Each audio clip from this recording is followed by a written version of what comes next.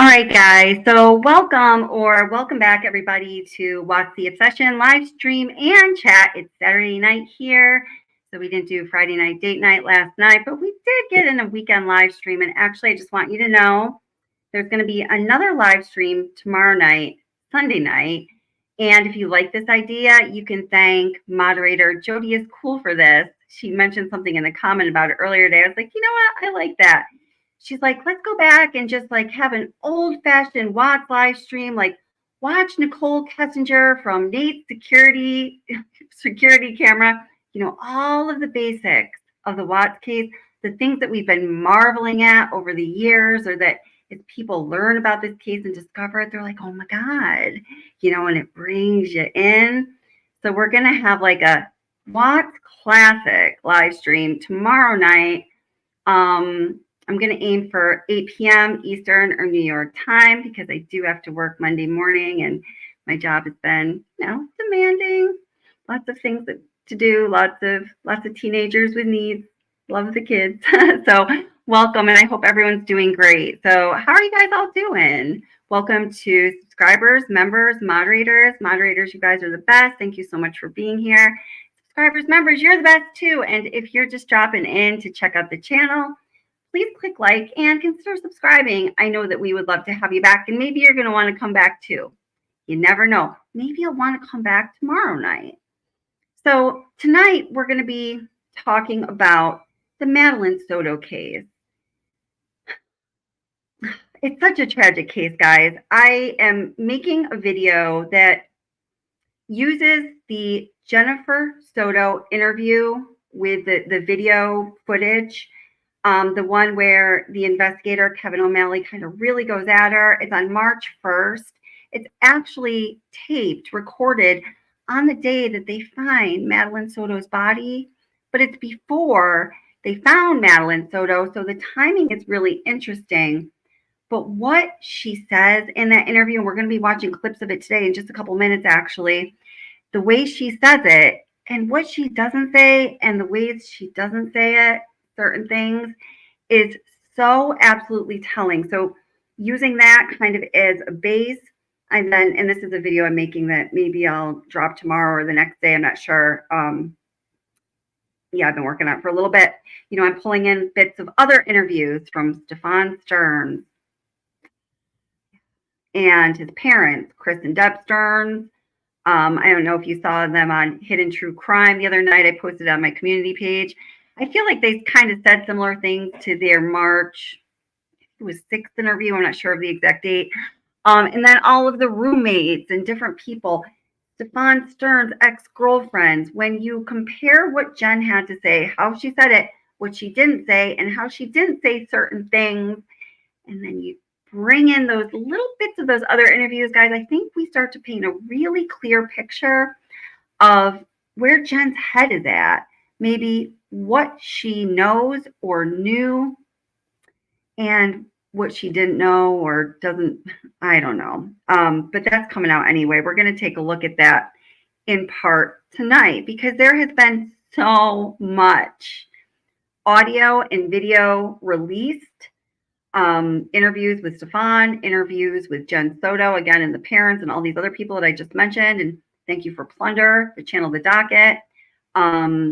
Great Hughes Investigates and Grizzly True Crime. I think that they were a lot of the channels that were putting out those FOIA requests, ponying up to get that information out. So thank you guys for that. Everything I'm pulling is from one of those channels, so I thank them in advance. But there's just so much material. So what I'm trying to do is kind of to break it down, compress it a little bit, so it's a little more digestible, and we can look at the key parts together. What I was starting to say is when I was working on making that video last night and I was just watching by myself that Jen Soto interview, I was almost like, I'm going to go live right now. I just can't do it. I can't watch this by myself. I need everybody to watch this with me. It's so maddening and upsetting and hard to understand and heartbreaking for Maddie. So I don't know if you guys have seen much of what I'm talking about, all of it, any of it. Have you guys been following this? Well, we're going to get right into it. Let me just see if there's, and welcome to everybody who's here. Patty, Edward, Country Life of Chicken Lady. Welcome. Thank you so much, all moderators, for what you're doing. Jen, how's it going? Thank you, Liz. Thank you so much for being here and for what you do. Amanda N. How's it going? Oh, you like the headband? Is that what you're talking about? I just got it today. I'm wearing it special for you guys. And let's see who else is here. Let me go drop back down a little bit. Kez, always. Pepper, Jennifer F. How are you doing? Welcome. So nice to see you. Patty. I think I already said hi. I'm going to say hi again. And if I did miss you, I'm sorry. Please don't take it personally. Just say hello, and I'll try to say hello back. Did I see that R's in the house?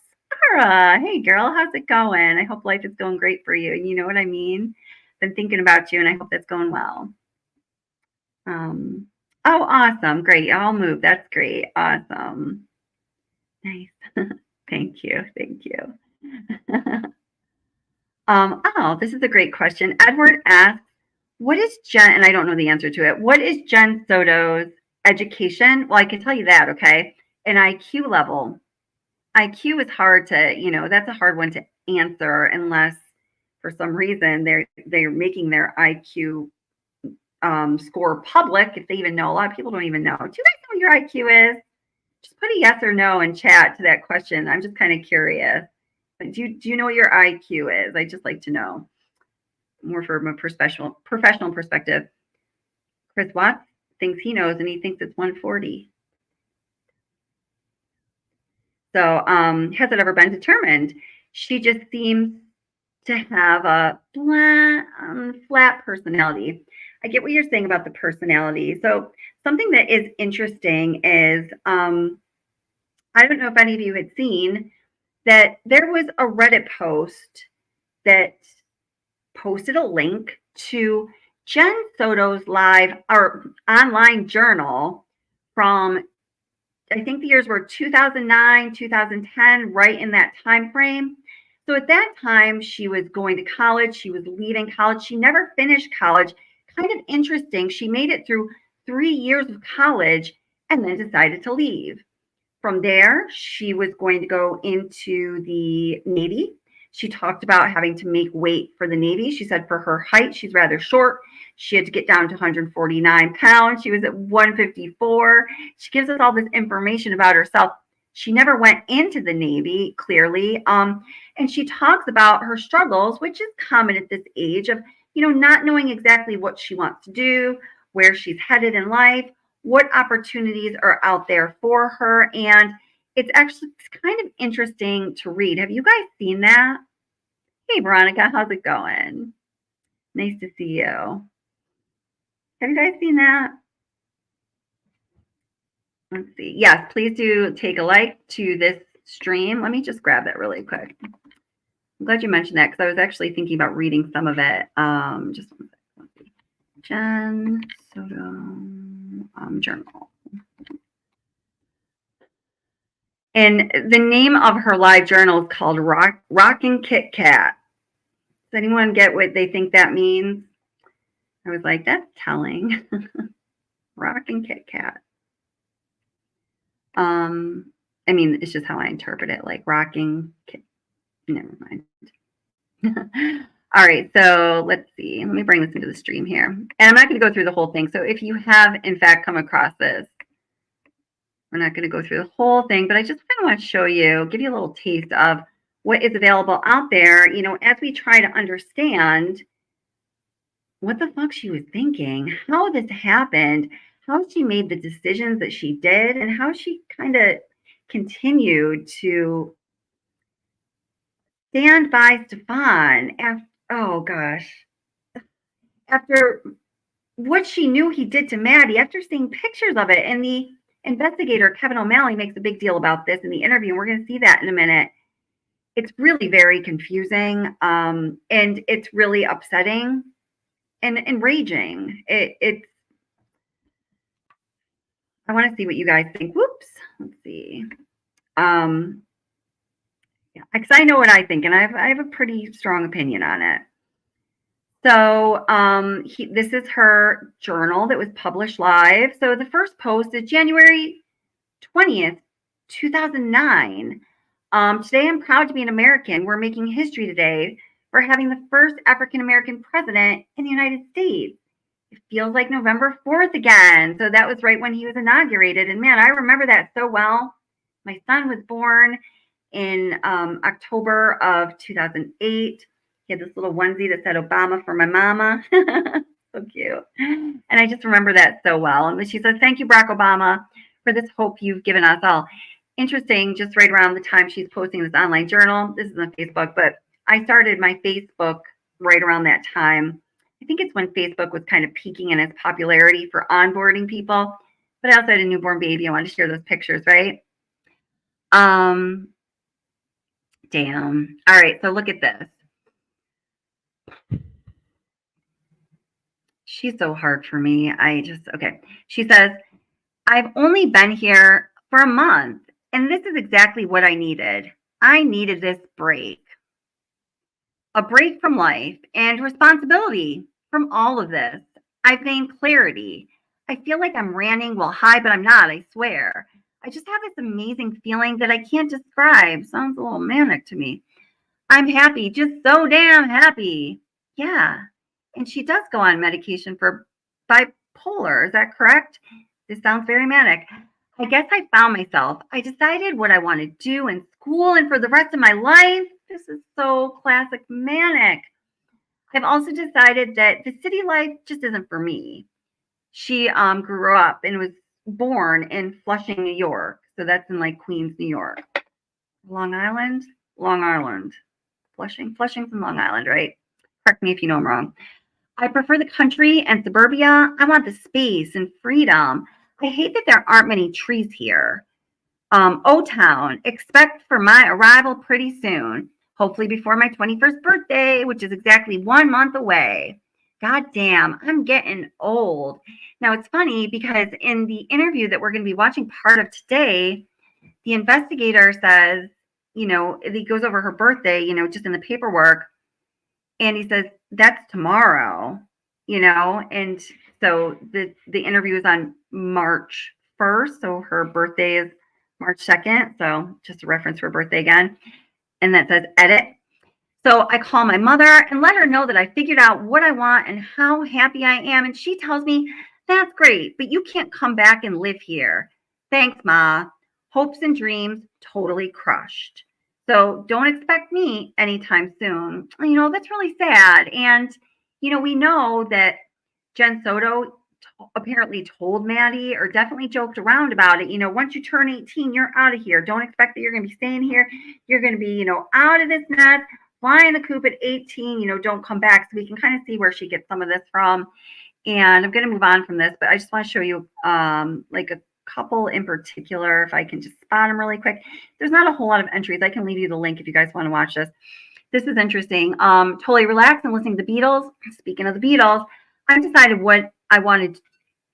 that when I do have children, they'll be named after Beatles songs.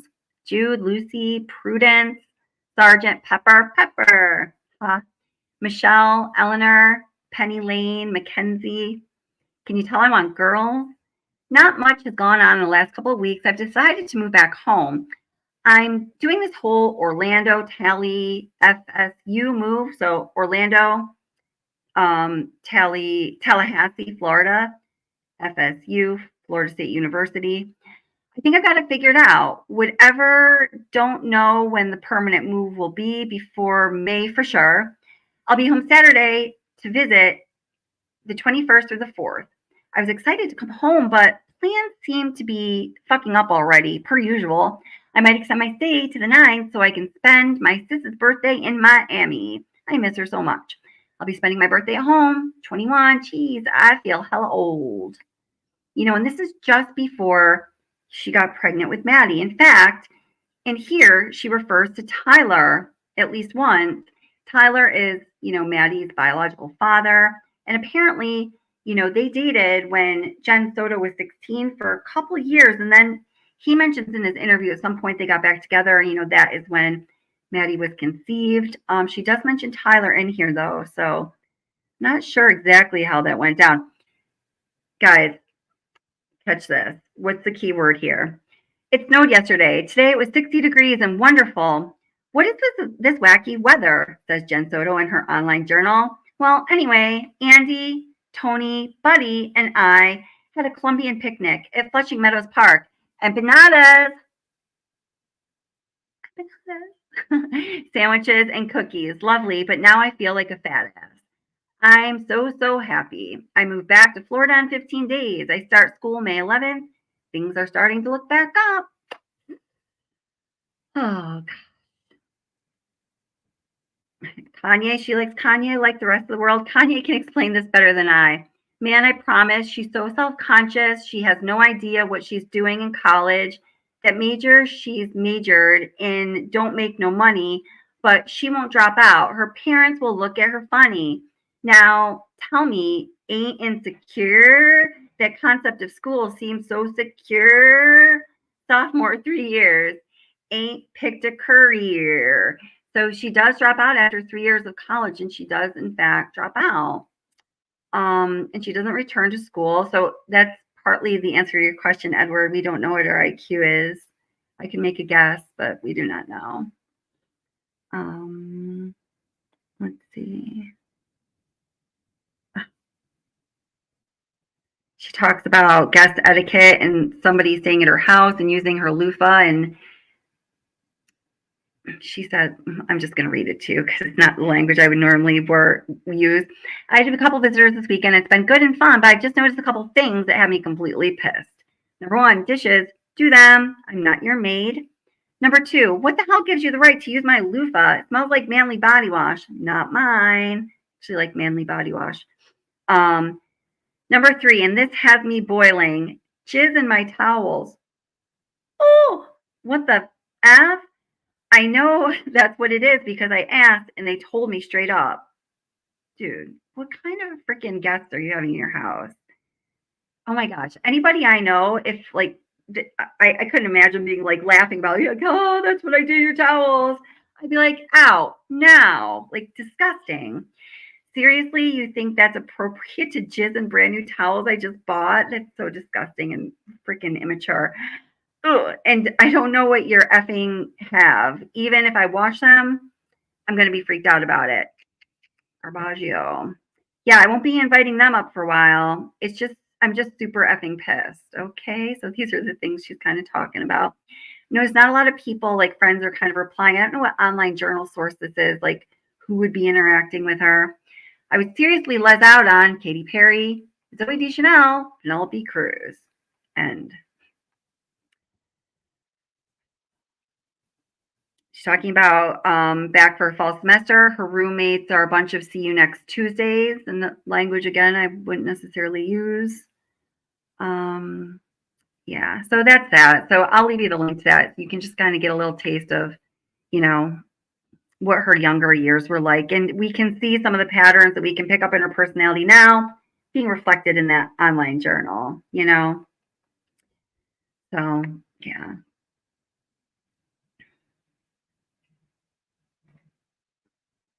Yeah, this is a good question. Oh, and Justice A through Z. I want to have Justice A through Z come up and kind of, look at this material with me. She also has a background in psychology, so I was kind of thinking we can sort of give you our impression and analysis together. Do you want to come up, Justice A through Z? I'll provide the link. Art says, I always wondered why Stephan Stearns came back to sleep at Jen Soto's house after being away for a few months, right? So the reason never became really clear, right? Because they said that he moved out like a little bit before the holidays. He was away for a few months. And then, well, what we do know is that Jen said she wanted him there to help take care of Maddie because she was starting that new job at the concierge desk at Coronado Springs in Disney, which is a great resort. Told you I've stayed at it before. Really great resort. Loved it. Like with her personality, all the people there were so professional and sunshiny. I don't know if she would have cut it. I don't know. And she needed to get her sleep. She needed to take her meds and get to sleep. She needed to take her meds and go to sleep. This theme comes up so many times when she's talking to law enforcement about why she didn't do something. I needed to take my meds and go to sleep. Are you fucking kidding me? Your child is missing. I refer to Tammy Lee when she said to Chris Watts, if my child is out of sight for a few minutes in the grocery store, I lose my mind. I remember one time actually losing my child in a Target, and I thought my life was going to end. It was the biggest panic I think I've ever felt. But no, I've got to take my meds and go to bed.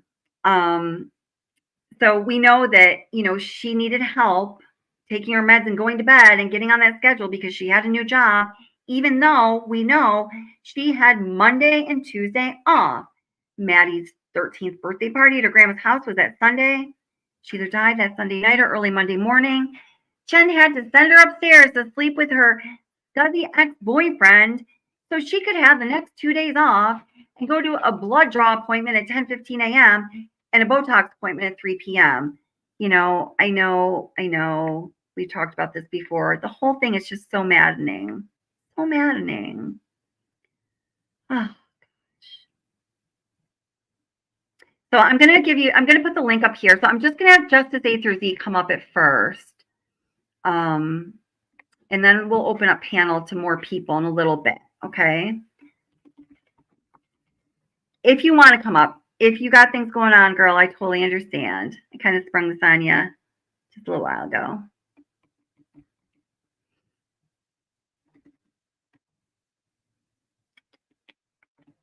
Oops.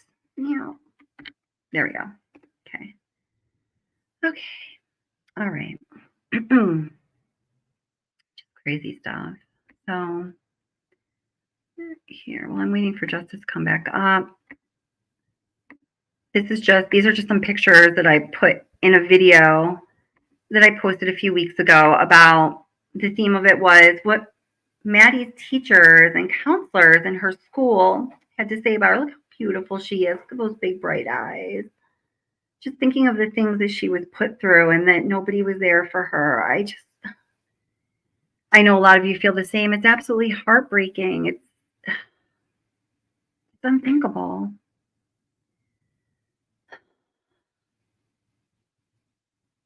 This is a really good point. Ara says when abusing prescription medication, you're basically just an addict, and the only thing you want to do is get your next high. Abusing. So please don't anybody think that I or anyone else is saying that there's anything against taking medications you need, or there's no judgment here. But when you're abusing medication, especially medication that has the potential to be addictive or is known to be addictive or is straight up a narcotic, that's right. I remember one time somebody I worked for, said, you can tell how serious a person's addiction is based on what it is they are willing to give up or screw up just so they can get that next high. Is it, lunch with your mom? Is it, getting your hair done? Is it going to a doctor's appointment that you really need to go to? Is it your job? Is it, going to that appointment at your credit union to refinance your mortgage because you haven't been paying it properly and they're giving you a second chance, but you got to get high. So you don't have the time or the money. What are you willing to lose as an addict? And when you can see what a person is willing to give up or lose in their life that is valuable and meaningful to most people, then you know how strong the addiction is and how much, and these people need help and they deserve help. And, Jen Soto clearly needed help and she certainly deserved help. But she also had a responsibility to her child who was a minor and was not of the age to take care of herself, to make decisions for herself, including consenting to the horrific sex acts that we know that Stephan Stearns forced her into, or it's not a matter of force or anything. She was not of the age to consent. There is no consent there. That's not even a question. It's just horrible. Oh, hi Tracy, how are you doing? Great to see you. So, let me see. Oh yeah, totally. Yeah. Okay. Pepper says, I wonder if Stephan Stearns didn't use Jen to get Maddie. I'm not exactly sure. I think you're saying, did he use Jen to get to Maddie? I think that's absolutely, I think that I believe that his first priority was always in, victimizing a child And I think I'm a single mom. I have been since my child was born. Let's see, my last relationship date ended, I don't know, it was like maybe like 4 years ago. It was either 4 or 5 years ago this past August. And you know what? After that, I decided that until my son leaves the house, and you certainly don't have to go to this extreme, but until he's 18, I'm not going to date because some weird things happen, nothing weird like this, but I just felt it was taking away from my ability to be the best mother that I could be to him and for him to have the best childhood that he could. And there's nothing that was going to take precedence or priority over that. Right. And you don't have to go to that extreme. But my point is, I know being a single mother, I had to learn the hard way and to much heartache of my own that you're in a prey demographic, and there are predators out there that are going to see certain qualities in you that they're going to want, not having anything to do with you or anything they want about you or your heart or your mind or your soul, but because of the way they can work you, they can manipulate you, they can make you, fold you up, squeeze, turn, roll you up in a ball, down the lane, whatever, and I definitely think that was present in Stephan Stern's relationship with Jen Soto. So I'm going to just bring our friend Justice A through Z up, and then I'm going to start playing some of this interview material. And hold on to your hat or whatever you got. Hold on to something, man, because this stuff is fucked up. Hey, girl, how are you doing? I'm doing great. How about you? Good. And how's my audio, by the way? Is it okay? It's a little weird. How's mine? Okay, that's what I wanted to know because I feel like it's a little weird. Yeah, Yours is fine. Okay, yours sounds a little like vibraty or something to me anyway. I don't know about other people. Yeah. Okay, so talk to us for a minute. Can somebody give me some feedback about the audio? I think I have it on a weird setting here. Go ahead. Hey, what do you know about this case? Have you been following it all, or am I popping this onto you fresh? I almost always try to keep up with Paula Plunder because I love her work so much, and I have steered clear of the Soto case as much as possible. Yeah. Other than a few Paula Plunders, not all of them. It's just so gut wrenching. I hate it. I hate it. But at this point, I just kind of feel like Maddie deserves to have a good spotlight on her. The case, if they don't arrest her mother, that's disgusting. That is disgusting. They have to arrest her mother. Well, let's talk about that. I mean, before we even get into the content of it, why do you say that right up front? Oh, because I think she knew everything. From what little I've seen of the case, I think I am 100% her mother knew all of it. None of it was a surprise to her, including I wonder, I'm curious what you think. I'm curious what your chat thinks. I wonder if it wasn't premeditated. Okay, sorry about that. I wonder if it wasn't premeditated. Ooh, tell me how you could imagine that. Tell me how you could imagine that being the case. Because I am convinced that she was pregnant and that they had to exterminate her so that nobody would know about the abuse. They couldn't get her an abortion in state or out of state because somebody would have asked her how she got pregnant. They couldn't let her have the baby in state or out of state because somebody would have asked her how she got pregnant. She was 12. Right. I mean, we know the abuse started probably when she was 6. Turned 13. Right. Yeah, but they have conclusive evidence, at least 4 years. And the investigator says that's just how far back, that the cloud storage goes for, what he was using. But possibly he did come into her life when she was 6. And I know that, some predators, their profile is, there's a certain age group that is their target group. And sometimes 6 is a little too young and sometimes it's not. Yeah. Yeah, I don't think if 8 wasn't too young for him, I don't think 6 would have been too young for him. And then I'm seeing what Tracy Pope just wrote. Jen Soto don't feel she knew about Unalive, but yeah, she knew about SA. Family had said she was not pregnant. And I don't know if we'll ever know, certainly one way or the other, because they probably had her cremated before that was, they probably didn't do that in the autopsy. They probably didn't check for that in the autopsy. Yeah, well, oh, I'm sure that they did. I mean, that's information that is sealed, I would imagine. I'm going to find out a little more about that. I was just talking about that with somebody the other day. I'm not sure exactly how that was handled though, but there is nothing out there as far as the autopsy goes that says she definitively was or was not pregnant. I know that the investigator here, when he's questioning Jen Soto, he brings it up, and something that's said by one of her friends is that they, always got their cycle, their period at the same time.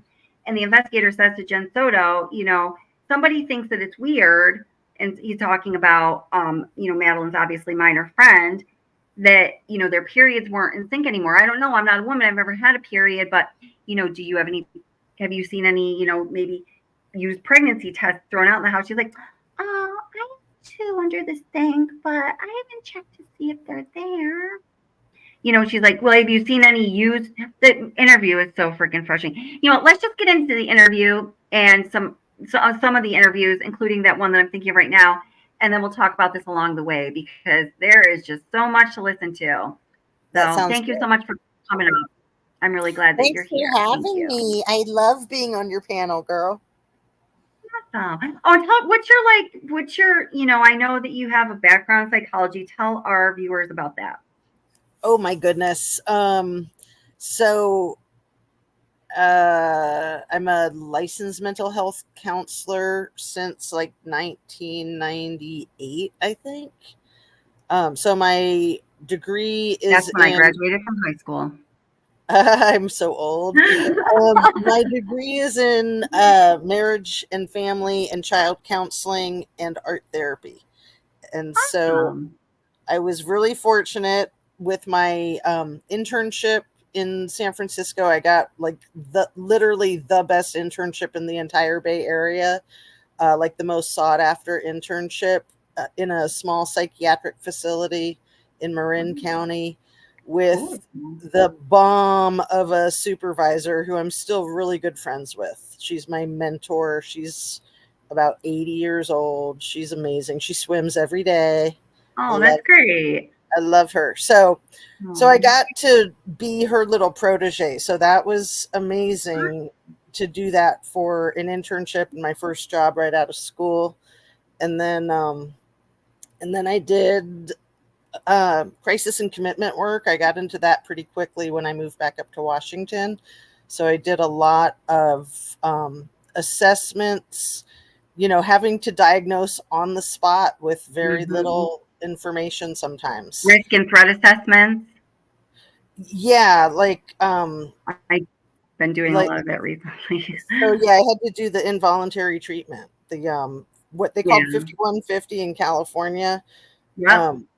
But in Washington State, some other places they call like I think in Florida, New Jersey, it's like Baker Act. Baker Act, yeah, that's Florida. I forget what we called it in Washington. It's probably different now too. Yeah. And so that's pretty much the gist of it. So I've worked with a lot of suicidal people. I've worked with some homicidal people. When I did those risk assessments, they were mostly in the emergency room in the hospital, but some of them were in jails or schools or people's homes. It was a fascinating job, and I really liked it, but it was taxing. Yeah. So I guess, and some of our professional experience sort of overlaps there. So, Justice A through Z has the background she just described in psychology. That's why I wanted to have her come up tonight. And, I am a trained special educator. I'm also a behavioral therapist, and I've, worked in crisis management. I work with a lot of problematic behavior, anywhere from, just teenagers acting out in school to, adults having problems due to things like personality or mood disorders, like we're talking about right here. So hopefully we can add some perspective to the conversation. Before we get started, I just want to read 2 comments. Comment number 1, family have autopsy and have said privately she definitely was not pregnant, guys. And Tracy, I totally believe you. And thank you so much for letting us know that. I had heard that, but until I hear it officially or I see it with my own eyes in print and in a report, I don't know if that's true or not. The family they may be saying that may be 100% true. I probably would tend to believe the family, but they may also find other motivations for, spinning this so it has a face to the public that presents a certain way because of how it's impacting their lives. You know what I mean? So I know they're saying that, but we do not know. And Keschik also rightfully says, and this is a good point, I have to say one thing. When you're on bipolar medication, you need to keep taking it. If you miss one, it really plays with your mind. Yeah, absolutely. And I totally respect that and get that. And, I think it's great and very responsible in a lot of ways that she wants to take her medication regularly and then go to sleep right after, like she was supposed to get on that good, healthy routine. But, if she was a person without responsibility for a child living on her own and she wanted to do anything and everything to make that her number one priority, terrific. If she's raising a child and she wants to try to make that a priority, terrific. But to put your child,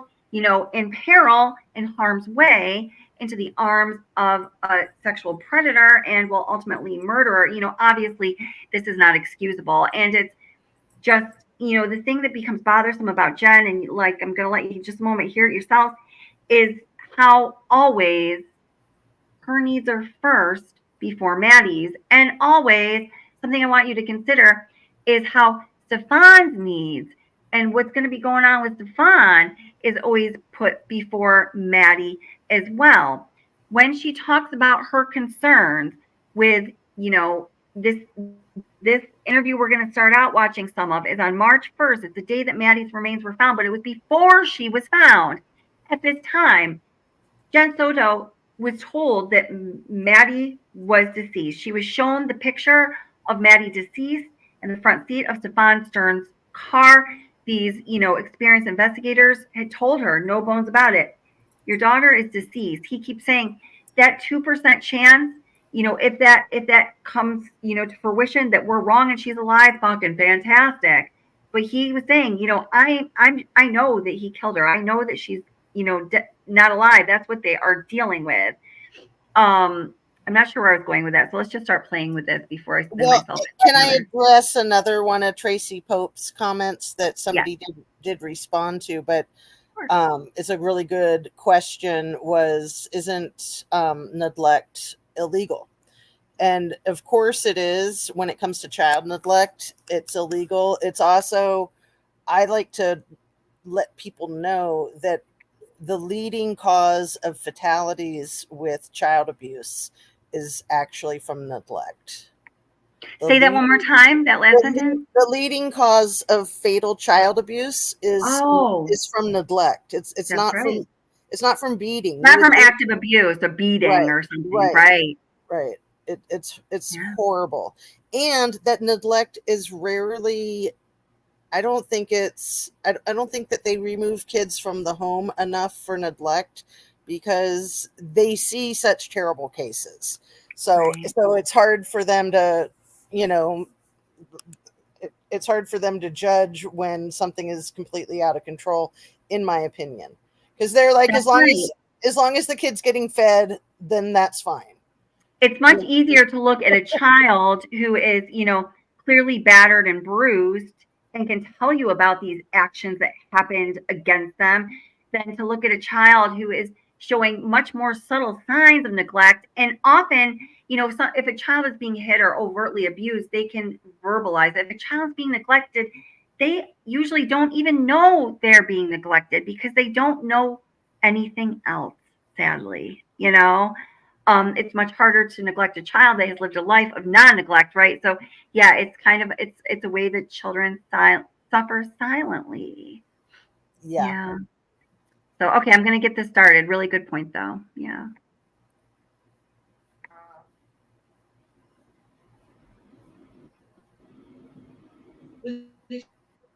t-shirt or boxers. Okay, hold it. I want to go back on it. I was trying to get this at a certain point, but I want to go back just a little bit. So he starts inquiring about the specific sleeping situation with Jen, Stephan, and Maddie. But I think we're going to go back just a little bit before that. I skipped a bit of the introduction here just because there's, only so much time and there's a ton of interview material. I want to hit the highlights, lowlights, really. But that was me assuming that you guys had the wrong guy. Sorry. I promise you. Because you offering him a lawyer is very weird. That's also weird. Okay. I assumed that I saw her. I assumed that I heard her. But so here she's talking about the discrepancy between what she most recently reported and what she reported at first. And that first body cam footage where we see her and Stephan when they first reported Maddie missing. And also in that Fox News interview. And she said she saw Maddie that morning. She was wearing blah, blah, blah, blah. She heard her. She saw her. And now she's explaining that she really didn't. But this is how she said she did. But she's not being deceptive is what she's trying to explain away. In reality, I didn't see her. I only saw him. And I heard something in the kitchen, but I don't know who that was. Which we talked about today.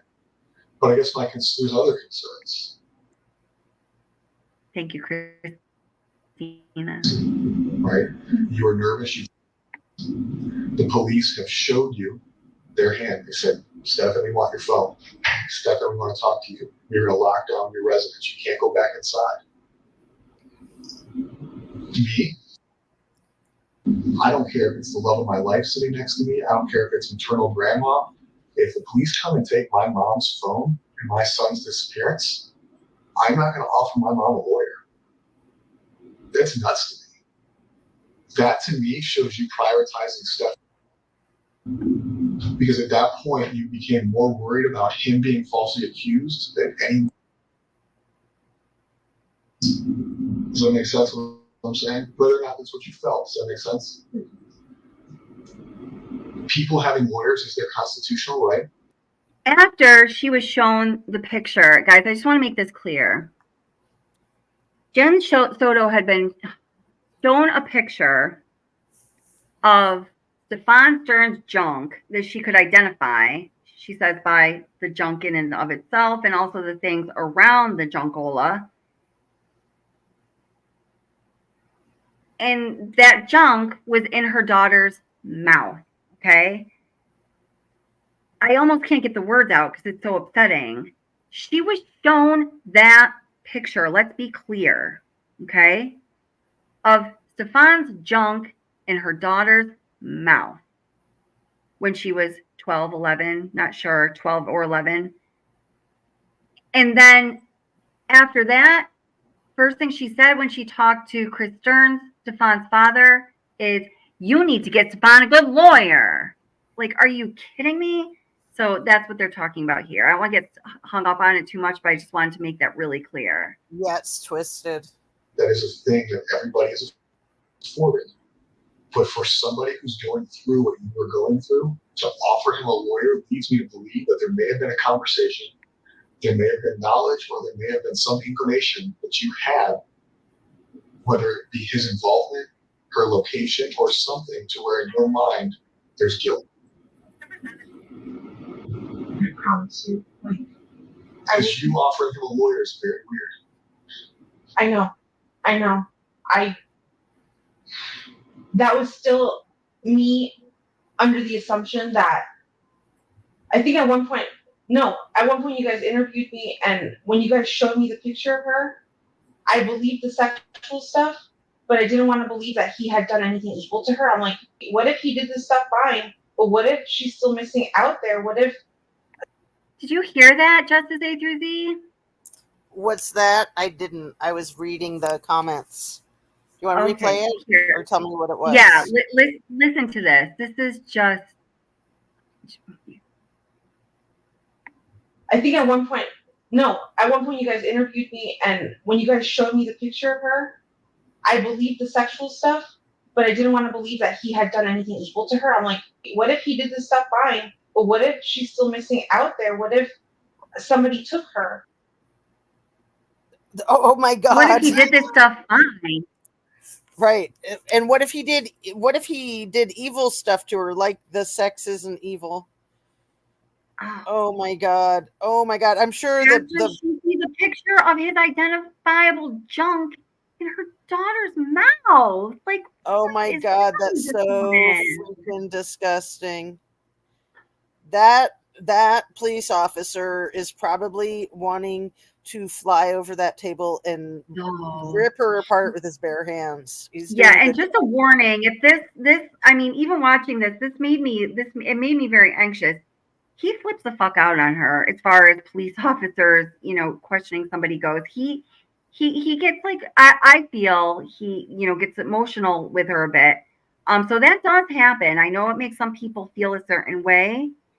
But yeah, and Too Much Mom says, because she thought the two issues are separate, right? Like, whoa, it's okay hard for him to be having sex with her. Is essentially what she just said. She goes, then okay, fine. Like, okay, that's fine. Like, oh my God. Okay, I'm gonna keep playing this. There's just so much. It's just unreal. But yeah, I'm surprised he's not punching her in the face right now, honestly. I mean, I give him a lot of credit. He's a great, I think law enforcement on this case so far, I've said it before, and I sticking by, and I'm so happy. Thank you, law enforcement, for giving us this example when there's so many examples of, these horrible, investigations and things that don't give us confidence in you, law enforcement. They did a first-class job on this so far. That's what I've seen. That's my opinion. They've done a great job. So I'm going to keep playing here. I still wanted to believe in I believed him. I believed his whole story. So I was just like, I kept repeating that part. I'm just like, what if she did get dropped off? What if she got abducted? What if she's missing? But that was me assuming that you guys had the wrong guy. I wanted to think he was a good guy still, but clearly he's not. After everything you guys have told me and have shown me, I know he's. But you hear how it's all about him? I wanted to believe him. I wanted to be able to trust him. I still wanted to believe he was a good guy. I wanted to believe that I could believe him. I wanted to believe that he wouldn't do anything like that. Not once, I promise you, not once did she say, I just want to know where my fucking baby is. Oh my God. I mean, I can't even imagine what I would be like if I were her. I know. She never says anything like, I just want to know where my baby is. Oh my God, it's my daughter. She really got. It's always like, I want to believe him. It's always framed in terms of Stephan. And to me, that is what is so repulsive about her. Right. She should be very anxious about, we got to find my kid in these moments here. And that's just on the other side of what she's saying. But every single time it's framed in terms, I promise you, let's try to find an exception. I'm going to challenge us to do that. It's framed in terms of concern about Stephan. It's disgusting. Oh. All right, I'm going to keep playing. The worst person on this face of the earth. We know that now. We know he's a piece of shit now. No. But you didn't know that then. We didn't. Then you offered a guy who the police suspected of kidnapping, abducting, assisting in the disappearance. Offered him a lawyer. And then we don't have to roundtable that. We went back to what you just said is the sex stuff is fine. It's not fine. I know every relationship is different, and I know everybody's family is different. I won't ask. But going back on, has he expressed interest in, I'll use the word weird, I'm not going to shame anybody for what they like, different sexual pleasures, different sexual experiences, different kinks that involve things you aren't comfortable with? The only thing he's ever expressed to me was anal. Okay. He had an anal kink and like butts. Okay. But that was something I was never comfortable with or doing. And I let him know that, but that's not something. So, you guys slept in the same bed together. Steve was a big portion of your life at one point. Stephan was a big portion of your life at one point. And this is not me coming at you as a person or a bad person, because shit happens in the past. In the past, we can't change the past. Now listen, he's asking her about their sleeping arrangements and how they slept and what that was like. Everyone listen very carefully and just tell me how this sits with you. Has he ever expressed to you? Never. Has he ever made these statements about did you feel different? No. Okay. When you guys slept in the same bed together, middle, did you ever wake up and find them cuddling? Did you ever wake up and find them closer than you thought they should be? They would snuggle, yeah. Okay. But we all snuggle. I didn't think that was that problem. So if you guys are sleeping in the same bed, she's in the center, you've woken up and they're snuggling, they're under the same blanket, they're not under the same blanket. No. But just like she's got her own blanket. Spooning for what? What is snuggling to you? Because to me, snuggling is spooning. Big spoon, little spoon. He would lay down like this, and she would be right here in the nook. Okay. How do you guys sleep? You guys sleep clothed, unclothed? I sleep clothed. Yeah. Shirt, pants, pajama sets. Yes. Everybody.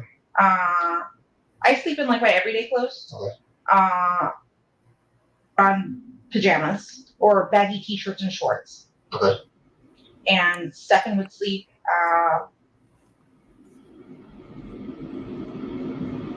with his t-shirt or boxers. Sometimes Stephan would sleep in his t-shirt and boxers. And I sent my child to sleep in a single bed with him alone. That's insane. And they found like his dirty boxers in her laundry basket. Like, how, if she didn't know what was going on, how fucking stupid can a person be? I don't think she's that bright, but it is really hard for me to believe she's that stupid. I think she's really twisted. I personally think she might be hung up on Maddie's dad, and she's trying to make it look like Stephan is still in her life to try to save face to him. Mm-hmm. And yeah, it's completely insane. I mean, yeah. It's totally crazy. So Ashley Victoria says, she says we a lot. Yes. Uniting herself with Stephan, but she won't make that union in her language between herself and Maddie. You know, with me, with my child, it's just natural. You know, he's like my little baby. You know, everything is we, us. You know, but she embraces Stephan with her language in that way, but not Maddie. Really good point. She mentioned the pregnancy test in the kitchen, then says the bathroom. That's another good point. That's a really good point. She doesn't, is this true at all or not? Because, yeah, I mean, this is all going down and I'm thinking of, you know, I've got pregnancy tests in a specific place in my house. I probably know where that place is because I don't have them like one in every cabinet, right? It's not the kind of thing you got all over the place. You know, you're going to be able to state where it is with specificity. So these little anomalies, they're not one, they're not two, they are hundreds, and they're not excusable. She admits when they took his phone, she let him play on my phone. Shady. And then she even says he was like covering it up the whole time. When he had my phone, he was like looking at it, but he was like all like, he was covering it up, like so I couldn't see. Like, oh. Smacked across the face, Jen Soto. Times with his pants on. But he didn't have pajamas. Okay, so they would snuggle. Sometimes him being in his boxers. You would wake up and she'd be in the nook of his arm, essentially in a cuddling position. And you never found that weird. No. Okay. Again, you and I may find things different. And for those of you that don't know, he was dating this girl from Disney and she broke up with him because she wanted him to sleep at her place. No, I've got to sleep at my ex-girlfriend's house because her daughter likes to cuddle with me. And then she told, oh, my son's just coming down here. He told the girlfriend that he'd wake up with a boner while he was in bed with Maddie. His words, not mine. I don't speak like that. He told this girl that he was dating. So she broke up with him, just for context. Why? And I don't want you to look back on it because now you know you victimized her for a long time. Right? under your roof, with you home most likely, because you said you're always home. You just got this job, you've been living off disability. I know the Kissimmee Police Department has showed you pictures. I know they've verbally explained to you some pictures. I can tell you that today, we're still downloading his Google Drives. We're still going through his social medias, his cloud-based servers, and everything else. And we can now piece back her victimization in your house under your care to 2020. I believe you've gone as far back as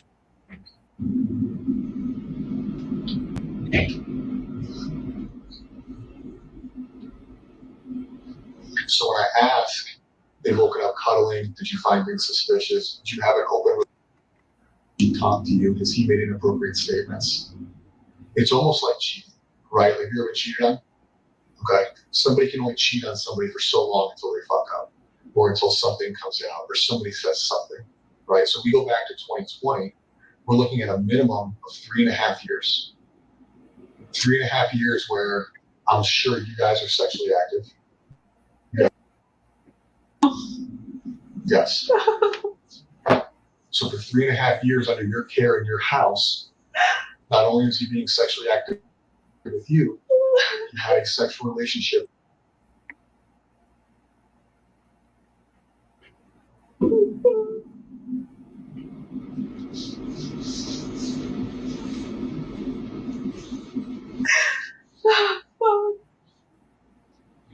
And I know it's an emotional thing, and I know it sucks to hear. But where I'm coming from is it seems like something that you can't hide forever. You guys live in a small space, close quarters, you sleep in the same bed.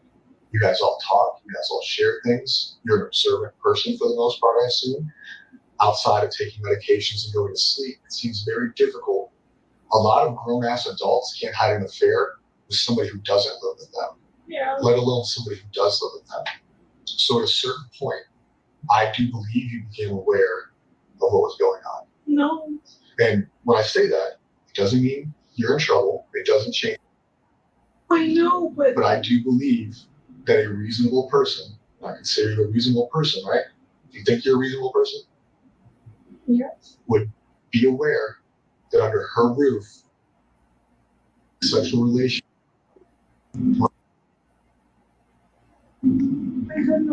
The videos, the text messages, the images, they're all documented forever. This has been an ongoing thing. And at her age, I think she probably thought they were in a relationship. She probably thought they were in love because he her male attention, right? This is such a great point, and this is all just to the point of why we need to protect our children, why we as parents are entrusted with these responsibilities to our children. It's just natural. It's how we as humans have evolved. She does not have the mental capacity, first of all, obviously, to consent to anything. And second of all, to conceptualize what is going on here. Who knows what she felt inside? I fully believe that part of her felt scared, repulsed, and like this is wrong. But he just said, she probably felt like they were in a relationship, like she's in love, like this is what love is. Exactly. What is she supposed to think about it? And for those of you, if you weren't gross enough by me telling you that Stephan Stearns told a girlfriend of his that he had to go back to his ex-girlfriend's house so he could sleep with her daughter. And oh, by the way, he'd wake up with a boner with him when he was in bed with her from time to time. It's horrible. There's a picture that Maddie drew in school and it's just very graphic. I'm just going to say that up front. So be ready for a graphic description of a female with the female's like legs open and, what's there. And then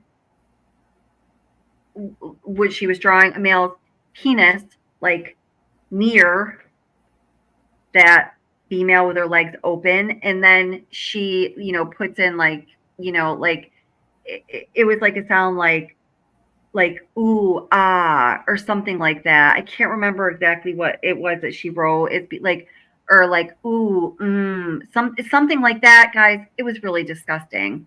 She drew this in school. They found this in her school notebook. I mean,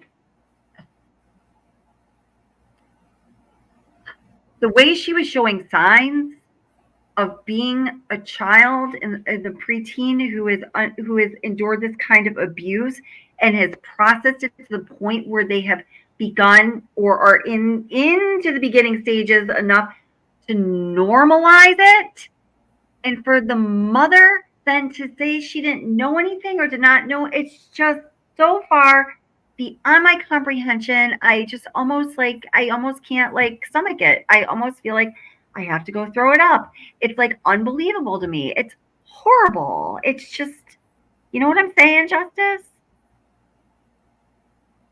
If you're there. She may have stepped away. Oh God, yeah. Hi, Tia Dash. Decipher, how are you doing? Nice to see you. So glad you stopped by. Tia says, getting the news she just got, I would have jumped out the window. I mean, who knows exactly how they would react to something like that, but you know that feeling you would have I would be losing my shit. Jumping out a window, possibly. I would not be that. I would not be soothing myself, rubbing my legs and, pulling my shoulders up to my ears, trying to get in my little turtle shell. No, I would not be doing that. I would not be doing that. None of you would be either. I'm back. Just started liking boys, right? She just got a crush. Up until then, her crush. Sorry, I had to step away. It's okay. At the same time, you guys are sleeping in the same bed together. You guys are all cohabitating. She's not sleeping in her room. But you felt the need to establish a rule that they couldn't sleep in the same room. But when you establish that rule, for 3 years, she's already been dating in possession. Whether that's legal or not. I had no idea. So I truthfully believe, this is my belief, I'm not speaking for other detectives, I'm not speaking for the sheriff's office, the state police department, or any other agency I've said. This is Kevin's belief. I believe that you became aware of your sexual relationship. I think at a certain point throughout this relationship, you became aware of it. And for whatever reason, your reasons are your reasons, whether it was discussed that it would stop, whether it was discussed how it would go, that you feel some sense of guilt. A lot of the news statements you've given kind of, again, my opinion only, I don't speak for anybody else, whether it's in this room or out of this room, bother me. It seems like some of your emotion, up until this room, I think some of the emotion in this room is sincere. I think a lot of it's because I'm being an asshole. I'm telling you things you don't want to hear that shouldn't be said out loud. But when you talk to the news, you talk to deputies, it feels, based on my experience in this job, that it's not sincere. I feel like some of your sadness is not real sadness. I feel like when you gave the interview with Fox 35, it was not sincere. Looking at that video one time, I didn't feel like your cries were sincere. Now, he brings up a really good point here that is he articulates it really well. I think it's something that a lot of us have observed and sensed. Maybe we wouldn't know how exactly to say it. And I'm going to combine with what he said with something that I've observed about her as well.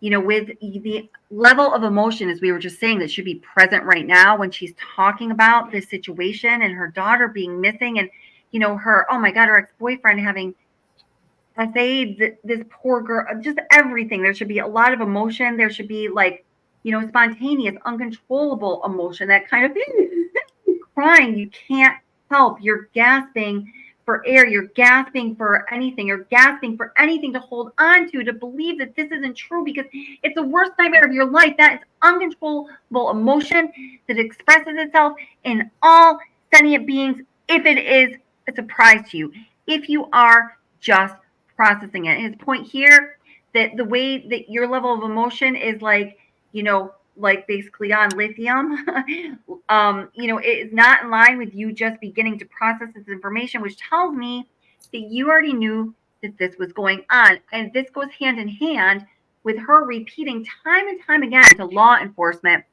She gets very comfortable when she can say, oh, well, that morning if he dropped her off to school, they left early, they got an early start. And if you haven't heard this before, it's just she's reading a script. they were going to go to McDonald's. She didn't want McDonald's. She was just conked out in the car. She said, no, I don't want McDonald's.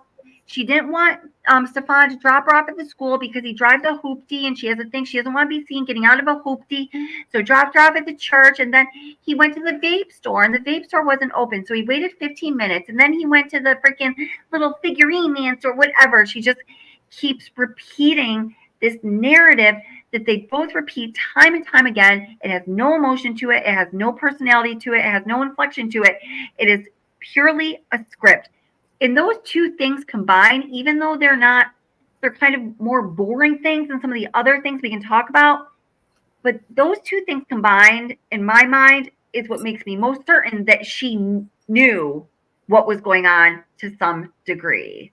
Right. It's totally a script, totally memorized. Yeah. And just when you hear, and I'll notify everyone when she goes into that script and then just listen how she says it. And it's so clear. Well, and yeah, you or me sitting there on that couch with our kid missing and learning about this stuff, we would be turning inside out. We would be sobbing and freaking out, climbing the walls. Yeah, totally. When my kid went missing in Target one time, I thought that this guy I thought he was like a Target like security guy. He ended up being a cop. He was really flexing about it. Ended up being a total asshole. I was in like such a panic. I freaking smacked him. Like I smacked a cop across his face because he wasn't helping me quick enough. And like, that's not like something I wouldn't smack it. But like, you just like when your child is missing, everything stops. Nothing about what you're thinking, what you're doing, what you look like is recognizable because your whole world just flipped upside down and everything about you is just the same. And we're not seeing any upside downness here. Right. We're seeing a very self-soothing, comfortable, can go in and out of, oh, really? Oh, is that the kid? Like, kind of like Nicole Kessinger, like really, really easily. Exactly. Ugh. And I'm not saying that because you're a bad person. I feel like sometimes people struggle to show real emotion when they're aware of what the truth is. So it has to be fake. This is demise for the past, let's say, 5 years, right? But her going missing, her disappearance, if you have knowledge of how it happened, where it happened, an inclination, that emotion's not going to feel sincere because you're already aware of what happened. It's almost becomes a lie at that point. If I knew anything, I promise you, I would tell you. Like, I am willing to take a lie detector test, whatever the fuck you want, but I don't know anything. He's never mentioned anything. I've never seen any signs. I tried watching her like a hawk. I thought I was doing a good job, but I wasn't. I was oblivious to everything. 4 years? Minimum. That's just how far back the clown goes. And I find it hard to believe for me that you were so worried about how many pills she took at night, but not where she slept or what relationship she was. His interest in her. I thought we were all safe. I thought because listen, that he hadn't shown me anything so far. Like everything seems fine. Like he seems like he treated her like he treats you. Great point. He treated her, he finishes her sentence, like he treats you. That's right. And if your boyfriend or girlfriend is treating your minor child the way that they treat you, newsflash, something ain't right. Right? Yeah. Run. Yeah. And take your kid with you. In his mind. What's that? Oh, take the kid with you. Yeah, don't leave the kid behind, please. Especially not in a bed with like jackass in his boxers and his boner. Oh my god. it's so fucking disgusting. So now he's in jail is what we found on his phone, not because somebody came forward and reported that he was abused. She's not old enough to consent. She's not old enough to have a thought process to even want anything that was happening to her. It's abuse. So he's in jail for that, but something caused what, right? We searched murder because we can call it a murder. She didn't die naturally. She didn't overdose. She didn't have a heart attack. We circled murder on Monday. Something had to cause that. Dude, he's saying she didn't have a heart attack. She overdosed. She was murdered on Monday. He's saying that to this mother, and she's having virtually no reaction. It's just so unbelievable. I want to read this comment from Muckboy. Muckboy says, Veronica was talking about this. I think her crush is a possible reason this 37-year-old man was jealous of a 12-year-old boy and ended her life. Muckboys, I think that's very possible as well. We are going to learn during this live stream, if you don't know already. Jen talks about, and Stephan Stearns talks about too to investigators, but Jen talks about to investigators that Maddie, in the past few days, okay, told Stephan about her first crush. And Stephan told Jen, and Stephan was like, "Isn't that so cute? She's got a crush." She told me about it. And Jen's like, "Why didn't she tell me? I want her to tell me about her crushes." Well, maybe because you're telling her that you're going to kick her out when she's 18, and tonight you're kicking her out of the bed so she can go sleep with a pedophile upstairs and not with you, and, all this other neglect stuff. Anyway. And Stephan is telling Jen, "Oh, yeah, she told me that she likes him. She thinks he's cute because he's tall, and she likes his fluffy hair." And they talk about it in detail, and they both say that this is the first time that Maddie ever spoke to either of them about having a crush. And Muck Boys, I think that you're exactly right. I think for me, this is like the leading, like the investigator saying right now, it wasn't just an accident. Like something made this happen. Something made him kill her. What was it? Let's get down to it, Jen Soto. And the way he needs to pry this information out of her again is remarkable. But this is my leading theory, is that he was jealous because Maddie shared with him that she had a crush on a 13-year-old boy. Damn. Crazy, huh? Well, abuse is all about control. So he was losing control over her. That's right. Yeah. That's right. Yeah, that's right. That's right. I mean, there's more to it than that, but there's more to it and there isn't, from like, a not like, a not like fucked up pedophile thinking perspective. It's just a little, a young girl shared her first crush. It's just like this nice thing. Like, oh, you're really freaking lucky that she shared anything with you, that you should be honored, But, for him, yeah, it's all about the control that he was losing. You're exactly right. And he already felt that control, being ripped away from him because, he hadn't been there in a few months. This was kind of his way to get back in. And he probably had really high hope. So he's been having unrestricted sexual activity for a long time. He's getting what he wants from her, probably from you, and who knows whoever else, right? So it's not like he woke up or went to bed Sunday and he was like, you know what? I'm done with this, but I'm going to kill her. Something happened. People don't just wake up and like, you know what? They leave people, they break up with people, but usually things cause people to snap. Now, what? You know what? I'm in trouble, or I feel like I'm going to, or him being out. We can go even worse. That choppy audio, by the way, is the redactions. Anytime they say her name, it's redacted audio. It's audio redacted here. That's what questions last night led me to believe when we started talking about her period. Here's the period. I was told that her and her friend, and granted, I'm male, never had a period, but that somebody found it weird that they were no longer on the same cycle. Could be different because she's a teenage girl. Could be that she missed her period. Have you ever found a pregnancy test at home that wasn't yours? I have two underneath the bathroom sink, but I haven't seen if they're still there or not. Okay. But you haven't seen any used ones in the trash? No. Their relationship hasn't changed? No. Okay. So what do you think happened Sunday? Other than him killing her, what do you think made him snap?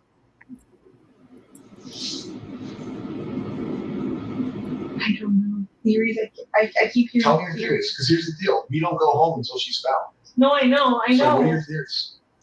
Let her where it hurts. You don't get to go home until she's found. What I've heard is, what if she upset him and threatened to tell me and say that she was going to tell me, and he needed to shut that down. That's the only thing. What do you think?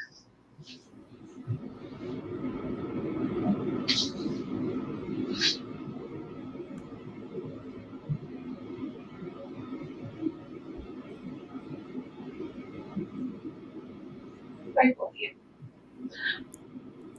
I don't want to believe he killed her. He was just telling me he must have killed her Sunday night and snuck her body out in the morning.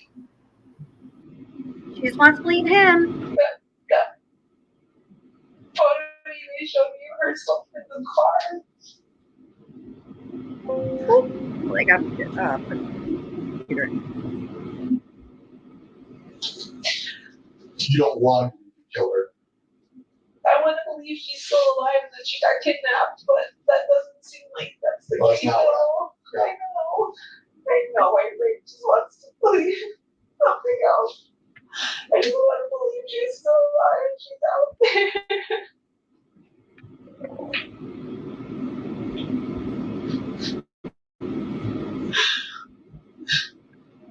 Did he tell you he fucked up? No. He acted so normal that day. He was like, I'm so impressed. We got out of the house so early. Like she made great time. We had so much time to go to McDonald's, but she didn't want to. Here we go. Here's the narrative. His story was so fun. Like every detail was so believable. He's just been lying this whole time. Like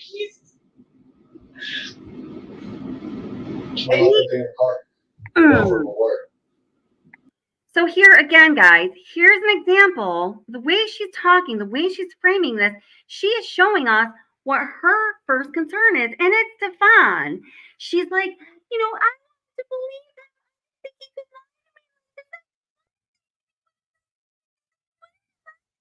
lie. It's all about her relationship with him. It's so gross. Oh, sorry, you got off stage. There you are. So, Kelly, I'm glad you brought me up because I wanted to let you know when you're talking all animated like that, I think you're talking in too high of a pitch for your microphone. Oh, okay. So Thank you. I don't know if it's the same for the other people watching, but I can't hear what you're saying. Oh, wow. Okay. It's like a dog whistle. Okay. Thank you for letting me know that. I know, because I'm like, what's she saying? You always have such great commentary. Yeah. Oh, that's so. I was like, I wonder why that'd be. Yeah. I was just like, she's just worried about him. I don't want to think he would lie to me. I want to think that he would tell me the truth. I want to be able to believe him. Everything that's said is framed in terms of her wanting to keep this connection with this scumbucket instead of her loving her daughter and showing concern for where the fuck she is. Well, right. And her focus being so off center like that is just a dead giveaway of what you see and what I see. You know, these people, they don't realize how much they give themselves away with just the basics like that. You know, yeah. just the most basic thing. Yeah. Yeah. And I wanted you to know too that when I went and let the dogs out, I had my cell phone with me so I could hear you, but I couldn't say anything because I have you on my laptop. So okay. When I was away from the screen, I could hear you, but I just couldn't say anything. I know. I do that sometimes too. I'll walk away with like my earbuds in. Yeah. I know the dogs had to go out one last time. Yes. Let's see. Okay, I'm going to keep playing this. I'm going to grab some comments to pull up, and then we're going to look at some other stuff too. But this whole interview is just like, ugh. I'm just curious, a little tiny thing when she said that that Maddie was embarrassed about Stephan's car. Like she called it something that I wasn't familiar with. Does she mean like a? Yeah, I had never heard the term before. They both called a hoopty. I guess is that like a beater? Like just a busted up car. Okay, a hoopty. Okay. Yeah, car a kid would be embarrassed of. Yeah. Yeah. I never heard it either. Yeah. Hey, McJay, how are you doing? Nice to see you. Did you disclose anything to you there that made you feel like, oh fuck, either way? No. He kept like he kept acting like he didn't know what was happening. And I'm like, don't you see forensics? Don't you see they took your phone? Like, something's happening. Like, I think they're going to pin this on you. And I'm like, in my head, I'm going, they have the wrong guy. Like, they're just honing in on the last person who saw her. But no, you guys knew more. Never said, what did you do? I've never asked him any of that. I still, even up until when we got here to the police station, I was convinced that he hadn't done anything to her at all. Because of him or because of not wanting to believe she's deceased? Because of him. Because I thought he was a good guy. So up until this morning, you still think that it's not? No. We're talking about the other day. Up until When we took him. yes. I forgot what day that was. So we're still going through his phone, his drive, like I told you, all the socials. We're going to date back to 2020. Based on the videos, it appears that was the start of the victimization. Okay, are you going to find anything in his phone with you? No. You never did anything. Has there ever been a request for the two of you to participate in sexual activity with him? No. Regardless of you saying no or yes. No, he's never asked that. Okay. If we find pictures like that, is that going to surprise you? So if I'm in his Google Drive, if I have a sex crimes detective, a computer person look at his phone, and they tell me, hey, Kevin, I found a picture engaged in sexual activity or borderline sexual activity, is that going to surprise you? Yes, because that doesn't exist. Okay. Now listen, At any I believe time her there. I during the believe course her of your there when she said about him asking about there going to be some picture of you engaged in sexual content, her and Maddie, and she's like, yes, because it doesn't exist. The way she's focused, she says it in a certain tone and with conviction. For me, like I've identified that as being a tell of her truthfulness, and we don't see her in that tone very much at all across any of the interviews, but it comes up on occasion. And each of those occasions, this being one, I believe her to be telling the truth. This whole like act that she's playing the rest of the time, it's deception. And this is such a great point, Ashley Victoria. Thank you for paying such close attention and sharing with us. I wanted to see how scripted it was, so I screen recorded all of her news footage, and the story she tells, the same story, word for word, 3 different times. That's right. After that, she can't say anything or can barely answer a question. So well said. You just made the point. I've been wanting to drive home so well. Thank you for that. Yeah, exactly. Yeah. Good detective work. Yeah, absolutely. Yeah, really good detective work. Yeah, thank you. Damn. relationship, has he expressed that he's ever had sex with a child? No. Not a child, but when he told me when he was in high school, he graduated high school like later, like older than 18. Okay. He dated somebody younger than 18. I think she was 15. But I don't know how old he was, 19, 20. But he was an older kid in high school. He graduated late. But he had a really young girlfriend. Her name was Kendall. And I thought that was weird. I was like, that's a little too young. He goes, no, it's fine. We were in high school. Everything was normal. Her parents loved me. Blah, blah, blah, blah, blah. But that's the only one. Have you ever gone through his phone? Okay. What girlfriend If you doesn't go had through knowing her himself, boyfriend's phone? knowing where he lives, knowing where he goes. How he Oh, goes from. I know. And the fact that Yeah. well, yeah, I certainly believe that she did, unless she's just too medicated or whatever. But I mean, listen, okay, on his computer, and yes, it's a computer, not a phone, but 35,000 CSAM pictures, 35,000. You tell me she hasn't come across anything suspect on his Right. phone or where? I mean, I don't believe that for a second. Another such a great point here, Ashley Victoria, great points. The car being an embarrassment is another victim blame. There's so much victim blaming in this narrative that she and Stephan Stearns both tell, blaming Maddie. Yes, and saying that, oh, she didn't want to be seen getting out of a hoopty, so we had to go out of our way and do something different. And yes, that's another victim blame. Really good point. Subtle victim blaming all over the place. When you put it all together, it really tells us how each of them felt in a way about Maddie. Obviously for Stephan, unfortunately, I think the relationship with Maddie was more like confusing to him because, I don't know, but just a really good point. I don't want to go down that track.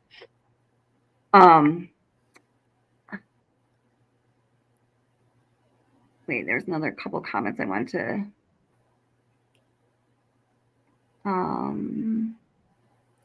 And I like the way the selection of dropped her off is at a church. Like, oh, that's so wholesome. Right. Yeah, I didn't even think of that. Yeah, whether that was conscious or subconscious. Yeah. Extra creepy for me. Yeah. Yeah, totally. Yeah, such negligence. Exactly, Veronica. It is such negligence. Mandy K, such a good point. People should know these keywords are dumb. They find vulnerable children and vulnerable women, oftentimes vulnerable single mothers, like I was saying earlier. Yeah. Big time. Yeah. Big time. Often, though, the parent, typically women, and see that they can easily get away with it. They are hunters. They are predators. Absolutely. Really important point. Give me your top 5. Because I know you kind of thought about it. If you haven't thought about it, that's another weird thing I got. Since Monday, right? We told you on Wednesday that we think he did it. Yeah. So from Wednesday till today, it's about 48 hours. Give me your top 5 places you think are possibilities based on knowing him, based on knowing his path of travel. Where do you think? It doesn't have to be based on evidence, just in your gut. Give me your top 5 places where you think he.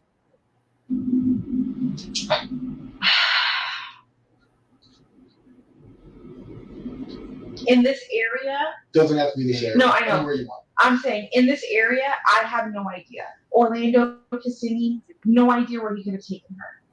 But okay, so now he's really getting down to it. He's like really starting to press her, asking her for information she knows towards the investigation. I'm just going to go forward a little here, and we're going to go to some other stuff. The last thing you want is for us to call you in a year and say, hey, we found remains. They've been out 3 days. We're going to be out all weekend. They will eventually, whether it's today, whether it's tomorrow, whether it's in 2026. Okay. I don't think you want that to take too long. All right, I'm sure you'd like to have a funeral. I'm sure you'd like to have some kind of memorial service. The last thing you want is for us to call you in a year and say, hey, we found remains. We don't know. Okay. That may not be something you thought about till just now, but I can tell you, being someone who investigates homicide, that is something that everybody has to come think about eventually. If you can think of anything that would assist us in making that happen to you today versus 2 years from now, regardless of why you know or how you know, we need it. No, I don't. If I knew anything, I would tell you right now. I promise. I want her back so bad.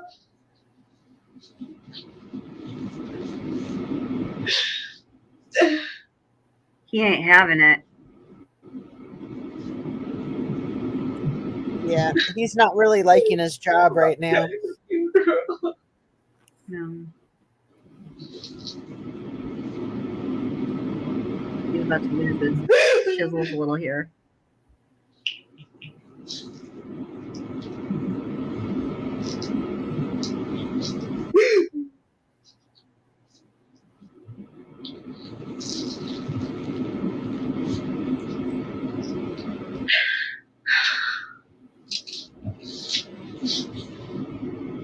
What has your communication been like with his father since this?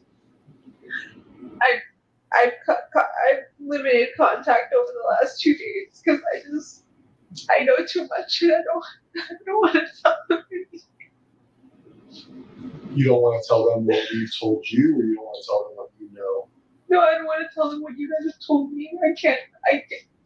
I don't want to share any. It's so difficult because I've known them for just as long as I've known Stephan. They feel like absolute shit right now. I know that they kind of got into a fight because Chris started, are you sure we know our son? Are you sure we know our son? I don't think we know him at all. That's a really good My point mom Pepper was made. him, but now Which one? That she was jealous of the attention he was Yeah. giving Maddie. I think so too. I agree with you 100%, Pepper, and that is a really good point. And I think, these are real tears now. And I think there's one other time when it's just an audio. I haven't seen the video. I think that she really cries for just a moment, but I think these are like the real first flow of tears we've seen. Why is there a roll of paper towels next to her? I was just wondering that maybe somebody handed it to her, or she grabbed it for the tears. I think somebody must have handed it to her. Like, here, I don't know. I'm not sure. Right. Yeah. Oh my gosh.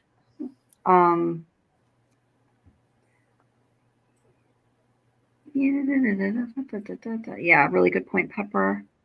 R says someone is not holding her accountable, and she is freaking out and acting like a child. Yeah, really great point. Right, exactly. Totally great point. Great read on that. Well, I almost wonder if she didn't mind that he was with her daughter because she thought that she could win him back, that it was like keeping him around. Oh, you know yeah. what I mean? Instead of him going somewhere else completely different, and then he's gone. Like, she maybe thought she could get him back from her daughter. I don't know. Such a great point. And you know what? And she was right, because we know, based on what his ex-girlfriend that he from Disney, just recent ex-girlfriend, or this girl he dated for a little while, was telling us, she's also the same girl that said that when she was with him, he couldn't get aroused unless she was lying face down flat on the bed, like not moving. So she also says that, she wanted him to stay the night, and he said, no, I've got to go spend the night at my ex-girlfriend's because I need to sleep with her daughter. She likes to snuggle, and sometimes I wake up when I'm in bed with her and I have a boner. Yep. So her plan worked. Ugh. Dang. Yeah, you're right. Now with everything, with the evidence on the phone coming out, they know. They know he's a piece of shit. We've talked to his dad, and his dad knows as much as you know. He knows his son's a murderer.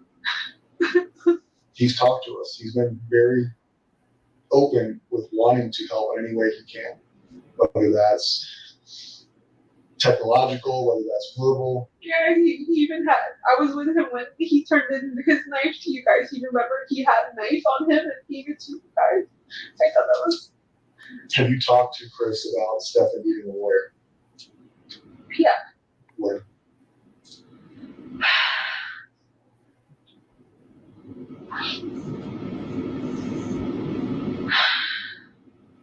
I think when you guys showed me the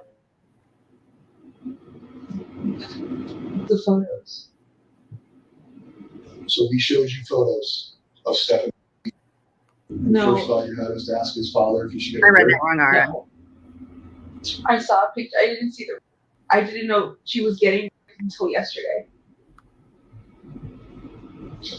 I saw the picture of the oral sex happening, and I knew that was true, right? That's evidence. That's for real. That's fucking happening. Yeah, that's fucking happening. But I kept thinking, they're going. I don't know why I can't tell you why my brain kept thinking, no, he didn't kill her. Not that he didn't kill her, but she's still missing. She's still out there. She was taken.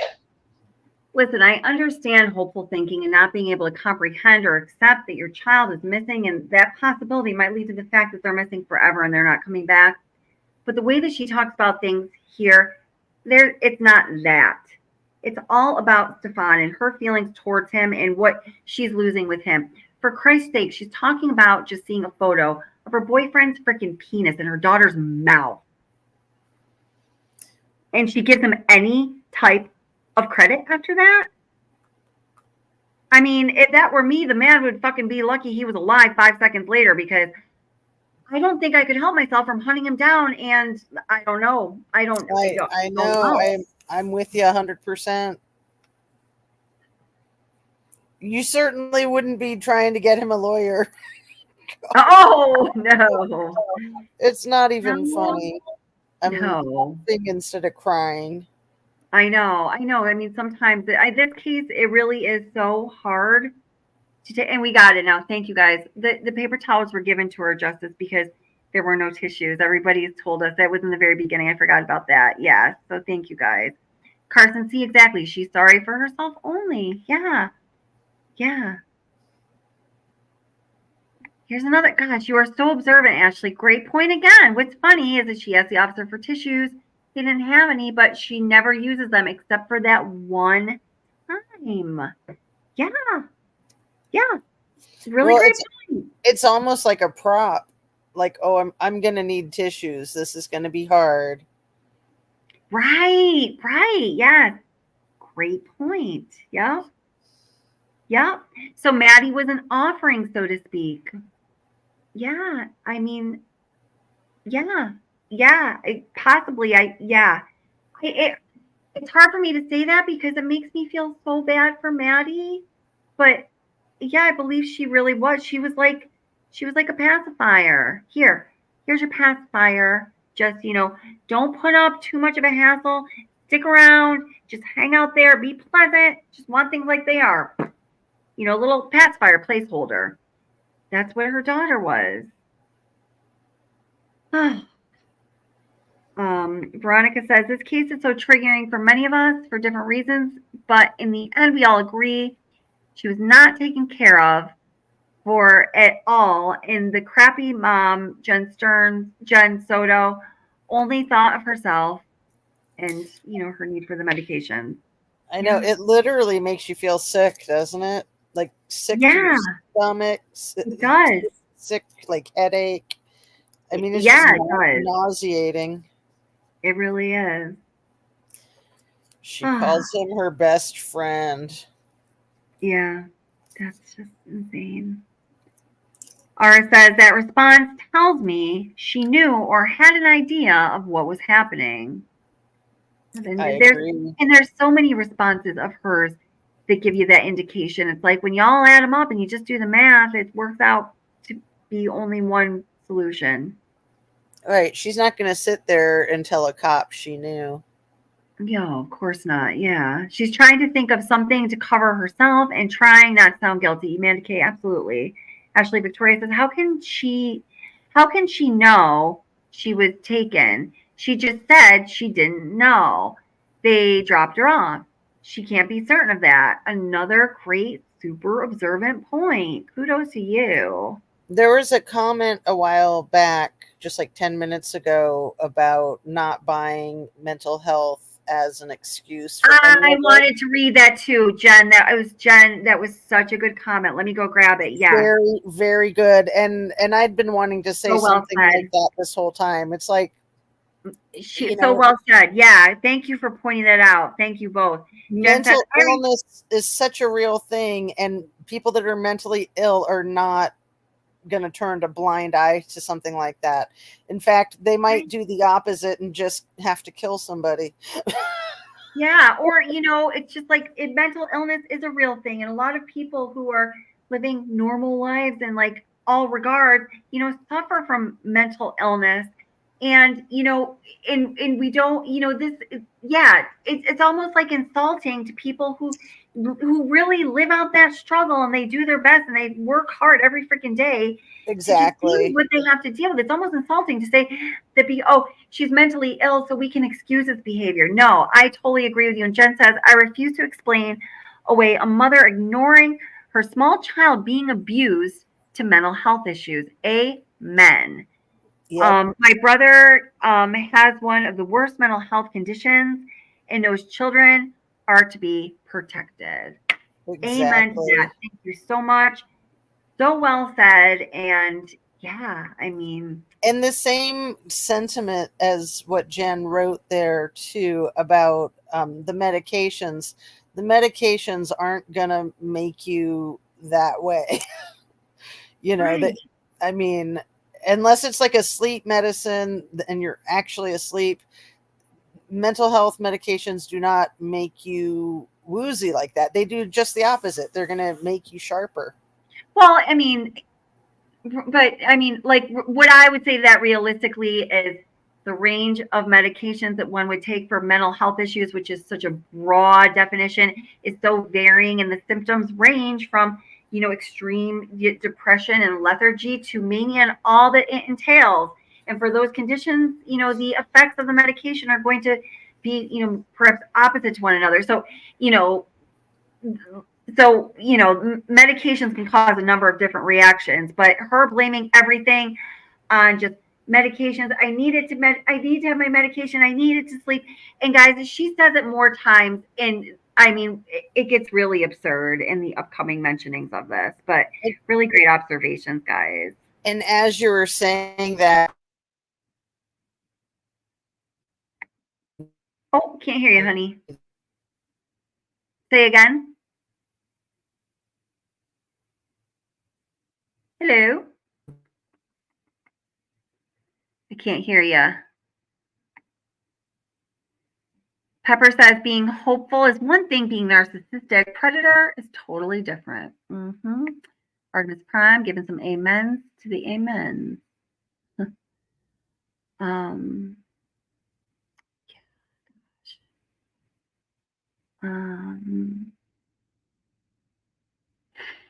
Kaz Chick says, I'm not sticking up for Jen, but her medication is hindering her emotions. And this is a really good point. Medications that have an effect on your mood, as hers do, because she's being treated for a mood disorder, are going to have an impact on your mood and your emotions. Absolutely. But again, and that's a great point. I'm so glad you made it. But kind of going along with what the spirit of the point that Jen was making, yes, exactly that, Kez, but it by no means accounts for what is going on here. It's a factor. There's an equation going on here. We have to factor in all the variables. That's for sure. But that is a variable that might shift the equation a little bit, but it is not going to change the outcome, in my opinion. But still important to say. Yes, he's done this to her, and that's not okay. Yeah. But I swore I felt in my body she was still alive. She was still out there. I told Chris to get him a lawyer because I felt like you guys were chasing the wrong person. But you weren't. You're not. We showed you a picture. The picture you saw, she was giving a blowjob to a grown-ass man, and you told his dad to get him a lawyer. Yeah, exactly how it went down. Right? But then you just thought she was missing. And we were showing you our investigative lead. The blowjob is not consensual. Whether she wants to do it or not, that is not consensual. And you prioritized him again. You prioritized him by offering him or telling his dad to get him a lawyer. Not what the fuck did he do? Not, hey, we need to figure out what happened. No, let's protect Stephan. I was in shock. No, it's not shock. No. That is your natural instinct to protect Stephan. Okay? And if that's naturally how you react, that's fine. But that goes into what I've been telling you this whole conversation is I don't believe a lot of the things you're saying, and I don't believe a lot of the things you say you weren't aware of. And that is because you've now shown me twice that your first reaction, no matter what you were told or shown, That's right. missing and we're seizing the cell phone, or we're showing you pictures of her giving him a blowjob, your first reaction is to protect Stephan.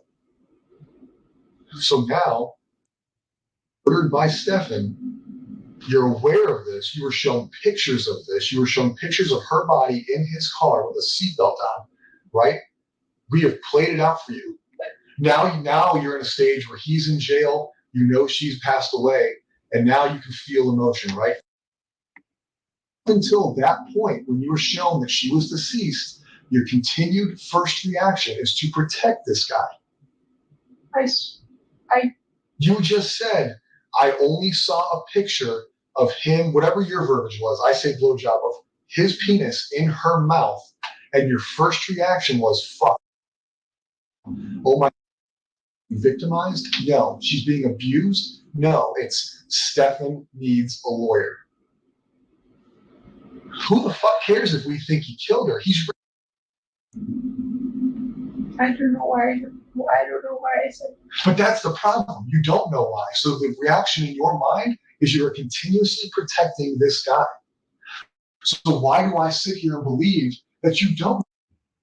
Because right now you know Stephan killed her. You know Stephan's been murdered. You know without her body, can he be charged with murder? I don't know. Exactly. So you don't know what we can do. Do I think we can charge him with murder? It's not up to me. Should he be charged with murder? Yes. Please. Does your role in her life lead this to happen? I'll be honest. Yes. Since she was a child, since her victimization started, it occurred under your roof and you acted like it didn't exist. And knowing the victimization, knowing how ongoing it is, knowing that you saw a picture of it, not just us telling you, not me and him saying, hey, listen, he's being, I think they had a bad relationship. They showed you a fucking picture of it. And you still protected him. So how am I supposed to not think that the thought process in your mind is until she's found, Stephan can't be charged with murder? Because we both now know that you don't want him to be charged with murder because you want him to have a lawyer. No, I don't. That Part was of the blowjob. that was he then. can't be charged with murder. That was then. Everything that you guys have shown me since then and have shown me that he's So we had to alive show this you a whole picture time. of her dead in the car for you to finally not take his side? No. I- Do you not see where I'm coming from? Like, I'm not trying to be a here, No, but I it don't. makes absolutely no sense that you were is Stephan. I don't know. Is it Where does your mind go? Stephan. Yeah. There should have been no doubt in your mind when they showed you that picture of what he was doing to you, that you had any care in the world other than I want that motherfucker to die. Yeah. Whether you believe in the death penalty or not, he protected him. So now we're talking about her disappearance and where her body is. Why do I believe that you're still not protecting him? Because you say so? Because you can't explain why you protect him. You can't explain what is inside of you that makes you protect Stephan. And you may never be able to explain it. But eventually we're going to have to figure it out because you haven't convinced me that you're still not protecting Stephan. I got all these people out here searching. I haven't seen my own kid in days because I'm looking. You believe that I can't go home and see my kid is because you're protecting. I can't. You're people sitting in the woods just waiting for me to tell them where to go, but I can't because I think you're in trouble. I don't care about him. I want him to go to jail. I want the worst thing possible to happen to him in jail. I know what happens to predators in jail. Like, I'm ready for that. Like, please. I don't give a fuck about him. I'm not protecting him. But you knew he was a predator when you got shown the picture. And then you text his dad that he needs a lawyer. You hope that he invoked, was the words I was told. What? You hope that he didn't talk to us. He needs a lawyer. No. All over a picture. You didn't care. You didn't care then. Oh, whether sex isn't important to you, that wasn't anything close. I knew what I saw was He was a terrible. predator right then and there. That's the day you found out he was a predator. Yeah. Yes. And after you found out he was a predator, did you not say he needed a lawyer? So why today, Friday, almost 3 o'clock, 5 days into the disappearance, 2 days since you probably found out, or 1 day since you found out she was murdered. Do I believe? I'm getting some feedback from you, Justice A through Z. I just wanted to let you know that. So I just muted you for a sec for now. You that you're not telling me where he went, or that he didn't disclose to you where she was, or what caused this to happen is, listen, I know I've been doing whatever, or listen, this fucking happened. How do I believe that that didn't happen when everything you've shown me is protect Stephan? Now, once have you shown priority in this conversation, in this investigation? You're coming here looking for her. You reported her missing. Trouble for not doing that. But outside of you reporting her missing, and I may be wrong, I haven't been involved in all aspects of it, but you have not shown me one bit that you prioritize her over him. And that sucks. Not because we're working our asses off for your family, not because we have people out there sweating their asses off for your family, but because I feel like all I care about is your care is to make sure Stephan doesn't get held fucking accountable. Well, I don't care anymore. Anymore. Because we're being assholes, because I'm not being nice. No. But up until Thursday, it was okay that she gave him a blowjob. No big deal. Get a lawyer. No, it wasn't. It wasn't okay. I was honestly, I saw it and I was in shock. And I don't know why my first reaction was to tell him to get a lawyer, but I saw it and I was in shock and I was just like, I don't know what to believe. I don't know what to believe. Nope. Lie. It's easy to believe it now. We showed you pictures of it. You can't deny it anymore. The sex was okay. The murder's not. At least that makes sense. No, that's okay. I want to know what it is. And not because I think you're a bad parent, because I think you're a bad dead or alive. She's missing. Her body is out there. Her body needs to be recovered so she can have a proper burial, a proper funeral. She needs to be laid to rest. Your family needs to be able to mourn her. And we need that information. That is life. That is not life of the law. That's not life of the sheriff's office. That is common decency. That is what she deserves. That is what you deserve. That is what your family deserves. But the longer that happens, the longer it takes us to find her, the less likely that's going to be for you guys. And I'm sorry if I'm wrong. I truly am. But deep down, you haven't shown me that I am. I don't know what I need to show you. Prioritize her over Stephan. Think of places he would have dumped her body. Think of places he went, things you talked about, things you discussed, whether that's this week, last week. Don't put it in your mind that he's victimized you, or don't put in your mind that I'm being a dick.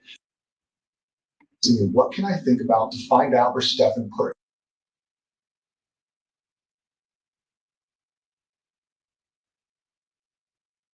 Good point, You Mallory. know more about where he goes, what he's doing, or what he would do than you want to realize. That's natural, not because I'm telling you, but because that's natural. I have best friends. I know more about them than I think I know about them. I just need to sit down and think about it. So I need you to sit down and think about it. Whether you need a minute, we're not in this room, whether you want to do it with us in this room, we need to leave here with an idea of where we can go look for. That is one thing we can agree on.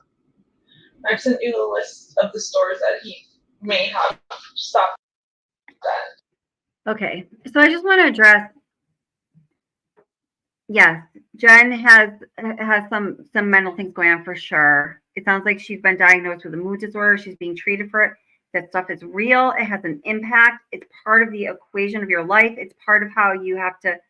It's something that you have to factor in heavily as you're, working through life and in all of its components. And I just want to say there's no disrespect to anybody who is taking medication, who has a mood disorder, who has mental issues.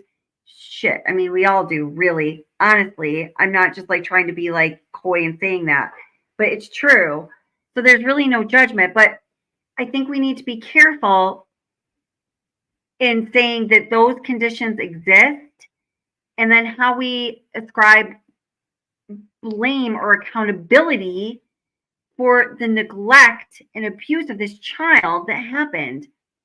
Same thing is with the issue of her being an abuse victim. Some of you, yes, I agree with you, and Jen and Pepper, you chimed in saying, I agree. She shows signs of being a trauma survivor. There, I do see those indications clearly. A lot of you show signs of being a trauma survivor too. You know why? Because you survived traumas in your life. You know, I'm a trauma survivor. You know, talking about being sexually abused, Artemis Prime says Jen was also SA'd. You know, there's a situation that's described, you know, that would be like kind of like a date rape kind of situation. And that's a horrible thing to happen. It's a huge trauma. It's fucking terrible. And I'm so sorry if that happened to her, for anybody that that's happened to, because it is a huge trauma or anything like that.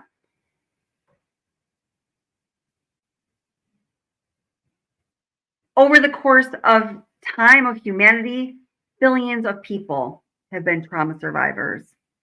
Billions of people have been sexually assaulted. And the way that people respond to these things that we have to go through in life is, of course, ranging and varying, wide range, varying greatly. And, you know, our personal ability to cope with living through these traumas is different. And then there's those other things that factor in, like Hez is rightfully saying, you know, the mental conditions, the mood disorders, the medication, all of these things are factors, and they have a place in the equation, and rightfully so. And the equation doesn't work out. There is no right answer if you don't account for all of these things and respect them and give them their weight and their due worth, right?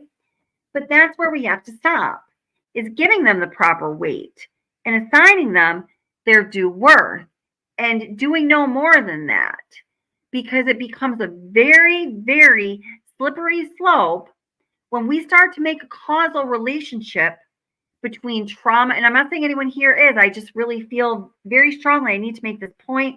This is something that comes up in my career professional life. This is something that I'm seeing in this case very strongly. It happens in a lot of cases.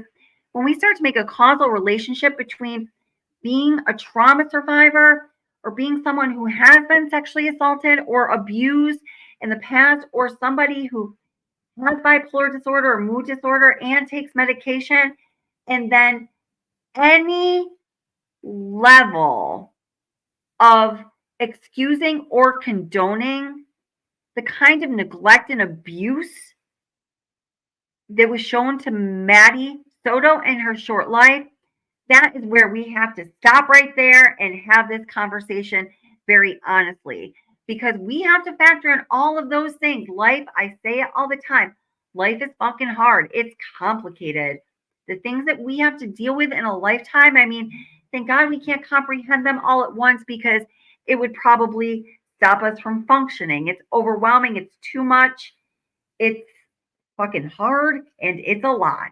And it might include all those things we mentioned: mental disorder, mental disease, mood disorder, medication, personality disorder, sexual abuse, abuse in general, physical abuse, trauma, childhood trauma, adult trauma, teen trauma, all of these things. And they all have value, and they all need to be respected in a person's life. But it stops there.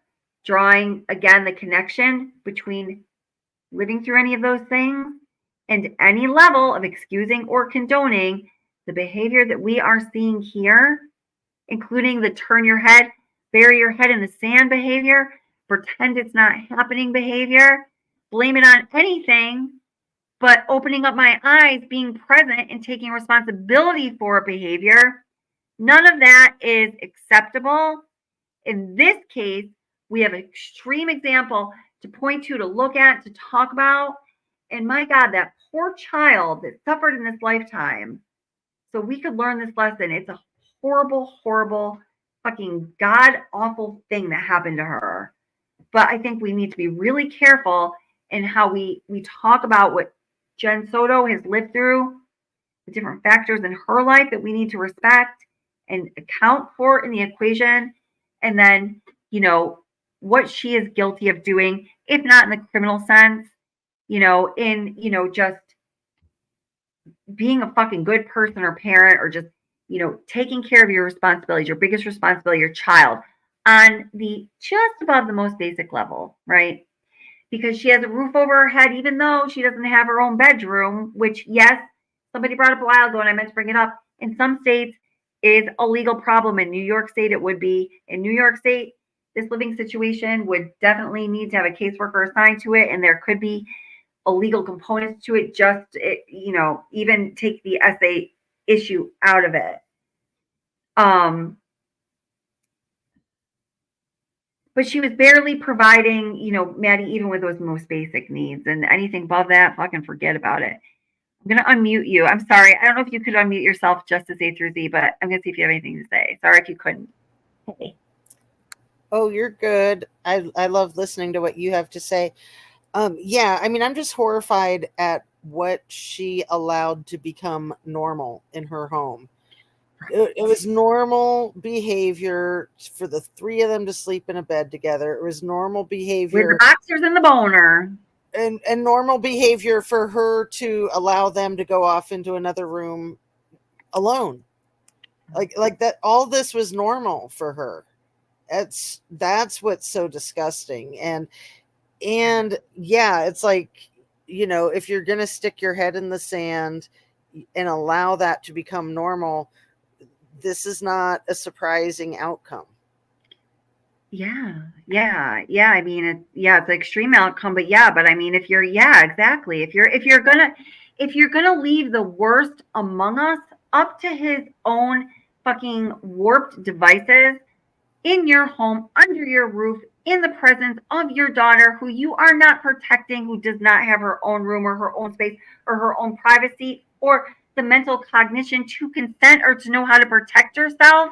If that's how you're gonna run your fucking ship, I am just so sorry that she didn't have a lifeboat or a life preserver so she was able to jump off of it. No one should be on that ship. Yeah, I really like what Manda Kay said, and that's something I always look for in these cases, is when people don't blame themselves, because the normal thing would be to blame yourself. You know? Right, yeah. The normal thing to do as the mother would be just to completely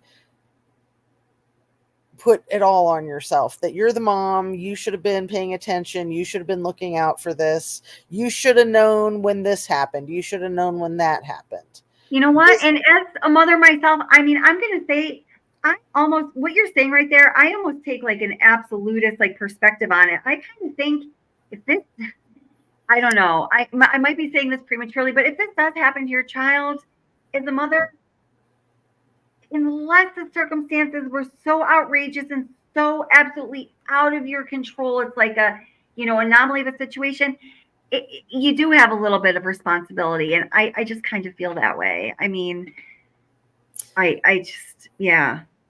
Under her own roof, you know what I mean? And yeah, as far as the, being victimized and then allowing these things to happen to your own kids, it's apples and oranges. I mean, every single person that's in prison has probably been abused. That's not gonna get you anywhere. That's not a get out of jail free card. That's not an excuse. Of course, you want to be compassionate and understanding about that, but as any abuse survivor, I think, you've got to just say the buck stops here. I'm taking control of my life. I'm getting my life together. I'm not going to be a victim. I'm not going to allow this kind of crap to go on around me. Yeah. You know? Yeah, absolutely. That's such a great point. Well said. Veronica says she didn't care for Maddie. First her, then her, then first her, then finally her. Preferred to have room for the guest room alone, then give it to Maddie to have her own room and privacy. She preferred to maybe rent it out. Yeah, I mean, absolutely. And yes, it is her father who owned that whole condo or whatever it is they lived in. And, she herself apparently was paying $400 rent. I believe that was supposed to be for Maddie's room. I don't think that her father asked anything of her. I don't know this for certain, but the little bits of information I've been able to put together, this is how I read it. I believe that is what Tyler paid in child support a month, maybe less, $100. I think that was supposed to be so Maddie could have her own space. And she didn't have her own space. And once again, I think that New York goes overboard with its laws, reaching into our lives a little too much at times. But, I, for the most part, stand by their child neglect and child abuse laws. And some people see them as strict. If you have a good reason and you're doing your best, there are, you got to find your resources. You got to have an advocate, and like the state will work with you as far as not holding you accountable under the law.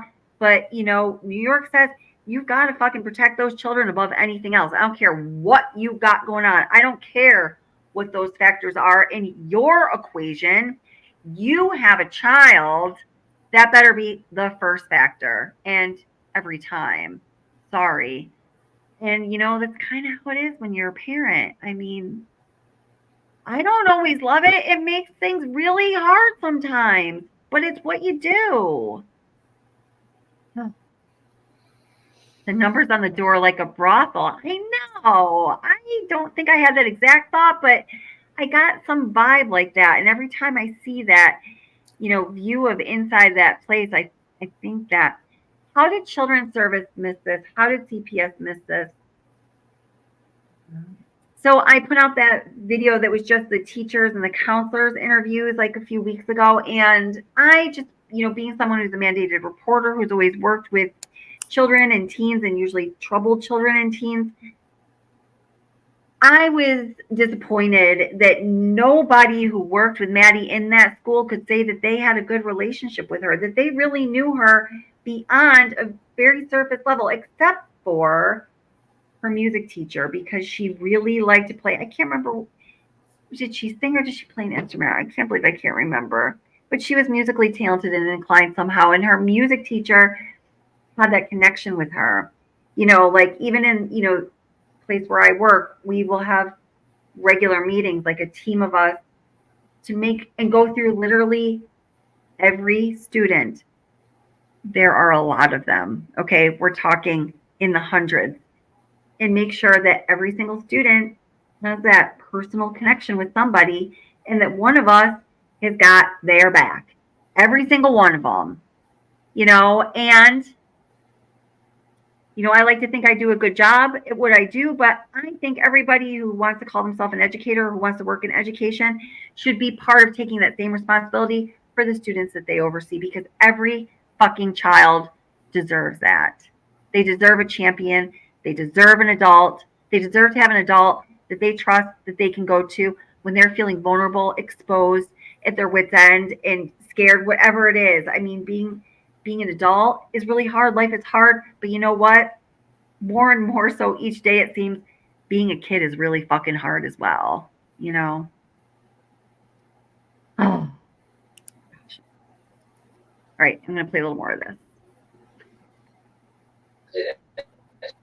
Stop that. The only outdoorsy places I can think of that we've ever gone to that he would know about would be Sugar Creek or Kissimmee Trail. Listen to this. This is just her leading them to the obvious. One day, because he went to look at the House of Cards bullshit or whatever it is, and he went to do the roaming to look for her on this random highway that he never goes to. Okay. Yesterday. Before that, I need you to continue going with. Yeah. Where are we at? Suspicious utilization of the phone. Him disappearing multiple times. Him disappearing to Northport. Mm-hmm. Back to it. He had something wrapped around this is where she talks about him being on her phone. Listen to this. Ugh. Why would you go back out to 182 without your cell phone? I don't disagree. She goes out to 192. We think he may have checked where he dropped her, dumped her. He comes home, he tells you he's just roaming around aimlessly. Right? So that's twice on 192 in one day, because he went to look at the House of Cards bullshit or whatever it is, and then he went to do the roaming to look for her on this random highway that he never goes to. Okay. We go into the next day and the next day. Think of the suspicious things he's done. Tell me what you think he's doing.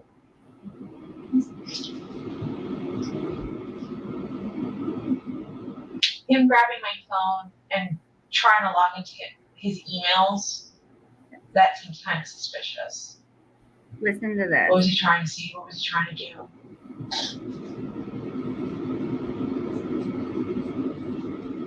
The thing is, when he had my cell phone, now that I think back to it, he had something wrapped around it, so the phone was under a blanket, and he was like this. I tried looking at the screen at one point, and I could see an email. But And that was the cell phone you took from today, or you gave us today. All right, listen. Here's an example, okay? Who would not see that in the moment as fucking shady behavior? And yes, there is something a touch off about Jen Soto. She does not like quack among like the rest of the ducks. But there's something a little different. There's something a little off. Like probably I don't know what it is. But there's something a little off about so many people. And the way she's describing, he had the phone was like under the blanket or something, and she's identifying that as being suspicious and not normal and like a red alert now. If she can have the cognitive function to identify that as being those things now in retrospect, she would also have that same cognitive ability to recognize that same behavior as being suspect, not normal, red alert in the moment. So this is a good example of where I say, yes, there's something a touch off about Jen Soto, the way she quacks, but, still, she's demonstrating the cognitive ability to understand that him, like, taking your phone and then hiding under the blanket and being all fucking weird about it like he always is not right. It's wrong. It makes some like alerts go off in your brain. She can recognize that in retrospect. The same cognitive function and ability would be able to identify that in the present moment. So there's an example of why all these possible factors about Jen Soto that could be subbed in as excuses for the neglect or the behavior, the lack of behavior that she showed her daughter. I'm not accepting any of them. What do you think, Justice? Oh, I'm trying to catch up with all the chat. I'm sorry. I was kind of spacing That's out. okay. No worries. Here, I'm going to play just a little bit more of this, then we are going to skip to something different. Yeah.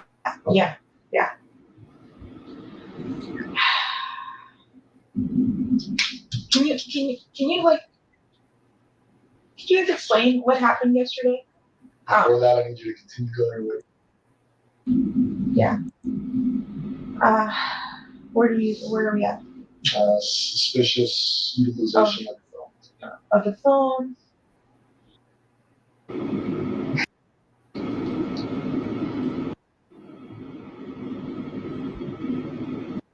You think about is when you find her, is there an opportunity or a chance that we are going to prove that you did not assist us to your full capability in this investigation?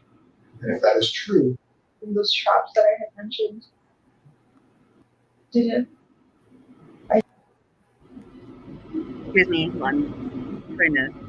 I think I only asked him if he took her to school. When I called him and told him to come to the office, I asked him if you dropped her off to school, right? Because she never made it. I want to just listen to this carefully because this is Ashley Victoria, one of these things you can compare back to her previous statements, and I think there is a real impact here. I just want to let's listen to so I haven't given a positive light at all. So this trust, this. Did it? I didn't think he'd be the type to do anything. Oh my God. Oh, we have to go back. And then she was reported missing. Yeah. During that time. Yeah. It never dawned on you to be like, damn, did he really change his tire? Let me double check. No. We got home really late that evening, and I didn't even think of doing that. This is part of our problem. Yeah. Okay, we got to go back a little bit. Yeah. So I just also want to note that Jen Soto's online journal, the title of it, wait, hold it. Oh. Well, her name is Rockin' Kit Kat. You get that? Rockin' Kit Kat. She fancies herself. What does that mean? I didn't get that. Like Rockin' Kit Kat. Kit Kat maybe being a name for like a female part Rocking Kit Serious. Serious. I've never heard that. Is that a thing? It's a thing, yeah. Uh, I'm pretty sure that's what she meant. Now, her at the very top of this, is this her last? I'm not sure if this is. No, this is like the title. Okay, yeah, this is like the title box. Okay, so I have to switch over to her online journal thing because this is like a little more than irony here. Wait till you see this. So what I'm about to show you would be like the, I don't know, it would be like the title box on like your profile page. If this was, I don't know, Facebook or YouTube or something, that would be like featured. Okay, I'm not sure how to say it because this is just an online journal and things aren't that, aren't formatted or laid out that fancy. So look at this. So in her title box here, we're gonna call it her header. Damn. Aaron, it was like Mi Espacio, her MySpace back then, live journal, user info, which shows her the entries, her friends, and her calendar. Here's the title. Living is easy with eyes closed. yeah. Well, damn, if that wasn't the theme of her whole fucking life. Right. You know what? When you have a child, though, you lose your right to live with your eyes closed. You don't put your fucking life and live your life every day. Yeah. She was Go ahead, sorry. Absolutely committed to that. So yeah, I Googled the Rockin' Kit Kat and yeah, you're right on the money. How did I never hear about a Kit Kat? Never, ever, ever. That's so funny. She fancies herself to have a rocking Kit Kat. I must live under a rock. I mean, my teenagers educate me to keep me hip and cool. Keep me. I don't know. I don't even know how when I read that, I knew what it meant. I can't even think of I knew that it meant that she. I kind of thought that, and I thought, no way. She must like Kit Kat candy bars or something. Yeah, no, yeah, right. Oh, that's insane. Yeah, she's got a. Yeah, I'm not even gonna go anywhere. Rockin' vajayjay. Yes, there. Just to say Z puts it out there for us. Yep, that's what she's trying to say. I can say vajayjay, can't I? I don't care. I say all kinds of things YouTube doesn't like. YouTube does not like me right now. It's no worries. Love you back, YouTube. Love you back. Yeah. All right. There's just like a couple more minutes. This is the last I want to play of this. I wasn't going to play this much of this, but there's such good stuff here, like material to discuss. So let's go. Any more details of where he went that day other than those shops that I had mentioned?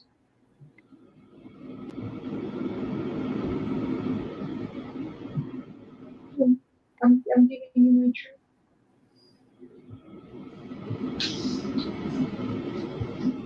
Except by the time he would have got back from the tire, you were gone, right? Yeah. What you told us? Yeah. And then she was reported missing. Yeah. During that time. Yeah. It never dawned on you to be like, damn, did he really change his tire? Let me check. No. We got home really late that evening and I didn't even think of doing that. This is part of our problem. You did so many things and you never questioned it. I didn't suspect him. How can we believe some of the stuff that you're telling us or believe that you don't know?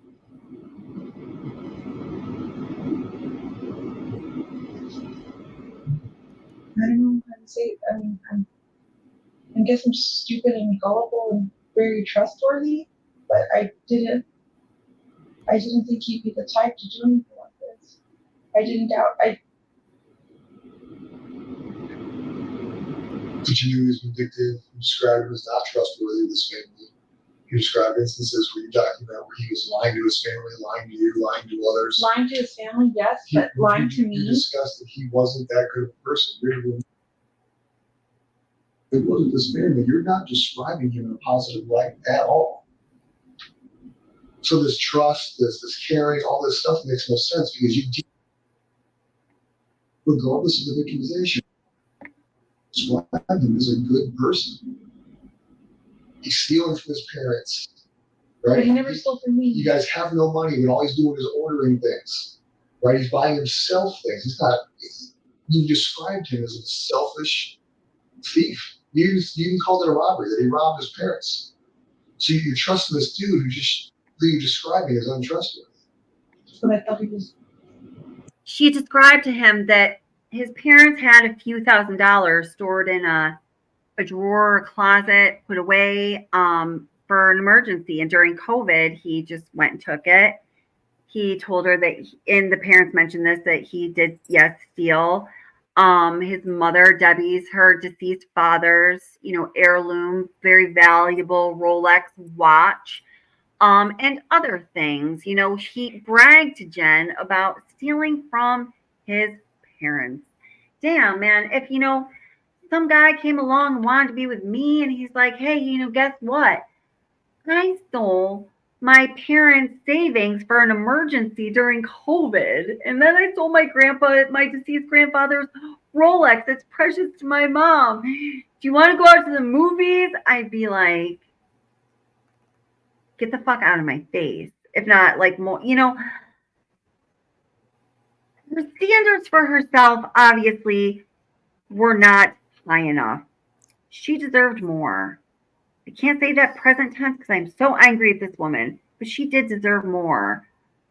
She didn't know that about herself, or she didn't know how to go about asking others to give her what she deserved. And that's sad. And I feel bad for her in that way. I do. But it's still not an excuse. I mean, and the bar that she held for Maddie was way lower than that. I mean,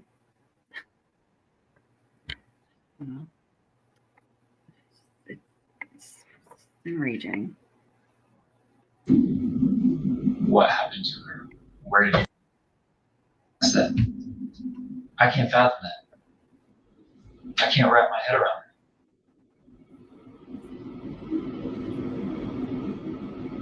it. I think I only asked him if he took her to school. When I called him and told him to come to the office, I asked him if you dropped her off at school, right? Because she never made it. And he said, yeah. I was like, she never made it. Where did you drop her off? You guys sat in your car Tuesday night when I was out there. I was out there at least 4 hours. Just you two in that car. Yeah. You can't tell me you guys did not have any conversations about this. There's no. This is such a good exchange. Listen carefully here, because this is such a good exchange. This is such a good point they're bringing up. They don't know where Maddie is. They're sitting in a car, her and Stephan, for hours while they're watching this whole investigation starting to happen. All these people folding in, including the FBI, because where's Maddie? We don't know. During that time, they don't have any conversation. She doesn't say anything that is even a little confrontational. Like, listen, baby, you were the last person to see her. Are you sure you dropped her off? Just tell me about that again. Nothing. While they're watching all of this go on, guess what she's going to use as an excuse? Guess. And what the investigator here says to her in retort is perfect. It's something we've been talking about, and it's well said. Wait. A reasonable person would have been questioning him. You were the last person with her. What the hell happened this morning? You never did that in that car. Great point. Yes. As designed. Right. I remember being on my phone. He was on my phone for a little bit. I know I was medicated. And I was just zoning out. I wasn't thinking anything of anything. I never asked him.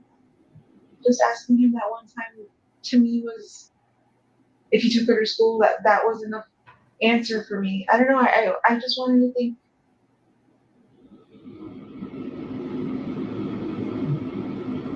Not think the worst of it. I don't know. But I just. Again, her fucking daughter is missing. And she's like, I didn't want to think the worst of him. Are you fucking kidding me? This is so beyond. There's something a little off about this woman. This woman's not quacking right with a rockin' Kit Kat. This is accountability, responsibility stuff right here. As a human being, as a parent, as an adult, as a mother. With our own eyes. Detective Kevin O'Malley. Oh, and I did forget, when I gave all those other channels credit in the beginning of this, I forgot Hidden True Crime, and that is the channel from which we are watching this video. They've done a lot of great work on this with this case as well and getting information. And I posted the other day when they did the interview with Deb and Chris Stearns, and it was awesome, and I loved listening to it. But I said earlier, I felt like there's a lot of the ground they'd already covered, but listening to, you know, Dr. John's perspective is always super interesting. So I suggest listening to that. And hi, Lauren, by the way. All right, let's get back to Jen. Because he cleaned your car since he came back from Northport? Was he brought it to a car wash, detailed it, paid somebody to come out? No. I know you know that I think you prioritize Stephan, but you prioritize jail.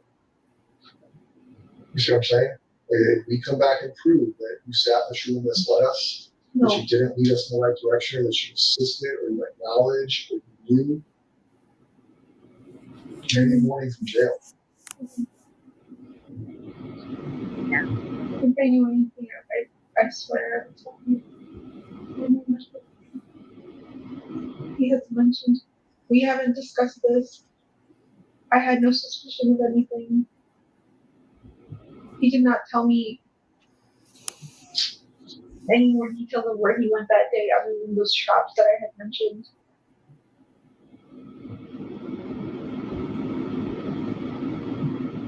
I'm sorry, I just have to bring this comment to, because this is like so important.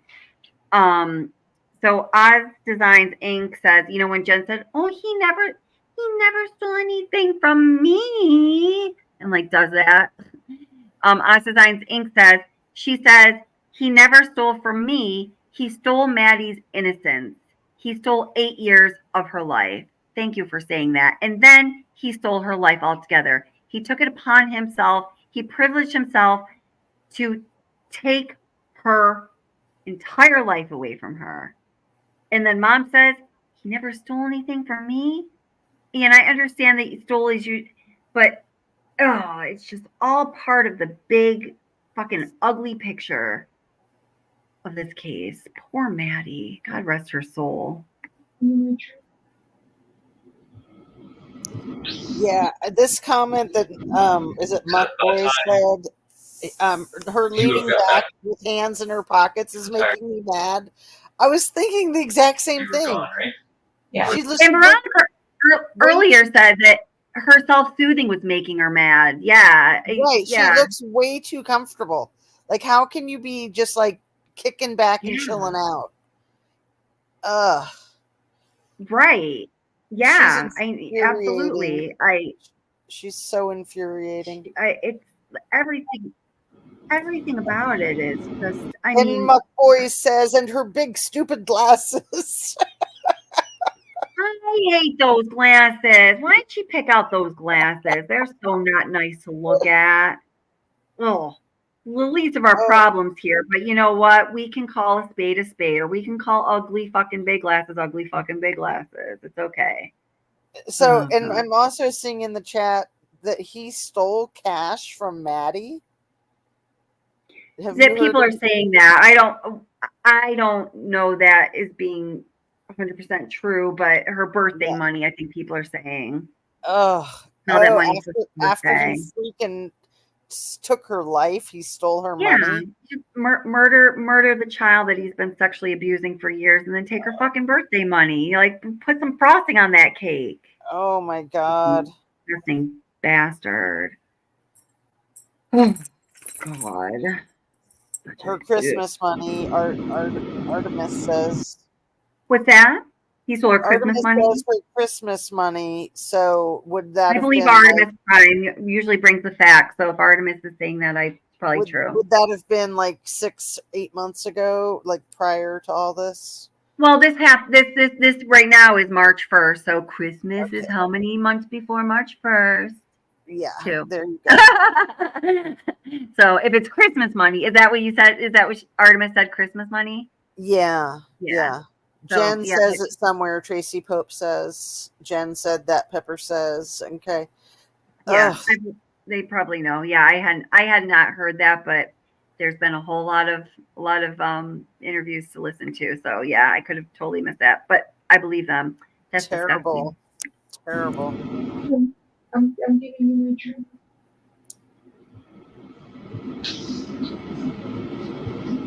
Except by the time he would have got back from the tire, you were gone, right? Yeah. What you told us? Yeah.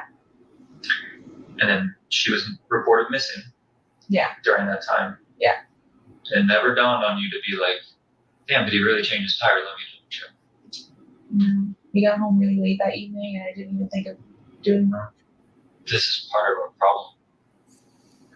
You did so many things and you never questioned it. I didn't suspect him. How can we believe some of the stuff that you're telling us, or believe that you don't know?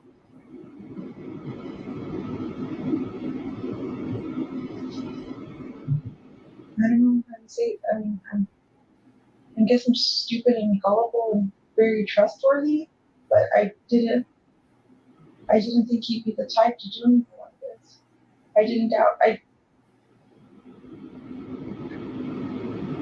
you knew he was vindictive. You described him as not trustworthy with his family. You described instances where you document where he was lying to his family, lying to you, lying to others. Lying to his family, yes, but lying to You me. discussed that he wasn't that good of a person. It wasn't this family. You're not describing him in a positive light at all. So this trust, this caring, all this stuff makes no sense because you, regardless of the victimization, describe him as a good person. He's stealing from his parents, right? But he never stole from me. You guys have no money, but all he's doing is ordering things, right? He's buying himself things. He's not. You described him as a selfish thief. You even called it a robbery, that he robbed his parents. So you're trusting this dude who you're describing as untrustworthy. But I thought he was. What happened to her? Where did you ask that? I can't fathom that. Yeah, me too. I can't wrap my head around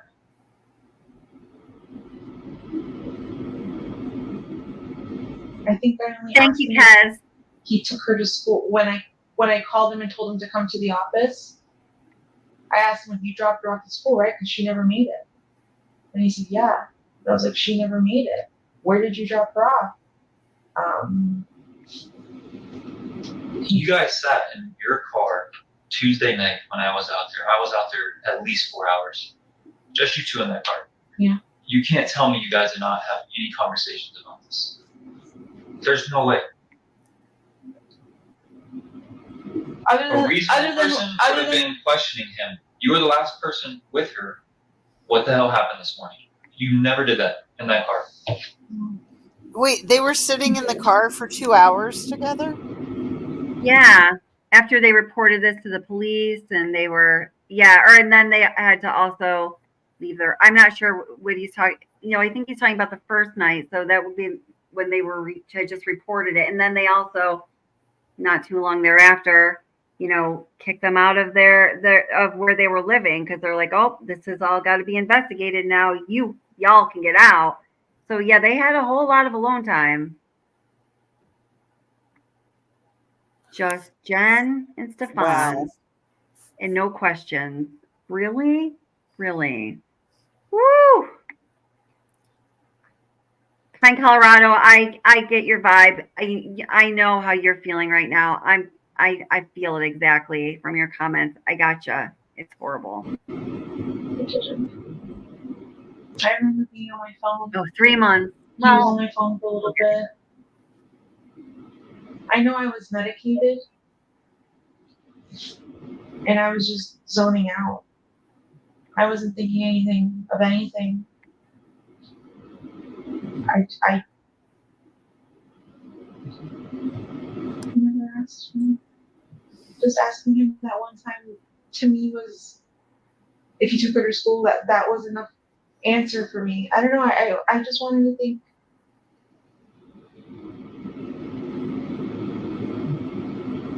Not think the worst of him. I don't know. But I just didn't think he did anything. Not as missing, but rather than valuing asking questions to find out where she is, it's more important to me to not think the worst of this fucking tool bucket. Are you serious? The things that come out of her mouth are just, there is criminality in here, and I hope they find it, and I hope they charge it, because this cannot stand. This is horrible. This is horrible. Nobody should think that anything that happened to Maddie, where Jen could have given her a little more care, a little more love, not neglected her, done something more for her. People shouldn't think it's okay the way this lingered out there. And Maddie was just left exposed to be a victim who was eventually murdered by her victimizer. It's not okay. She's what I call a bad actress. Yeah. Bad actor. Yeah. Really bad actor. Yeah, absolutely. Or great mother, as Swedish Mom says.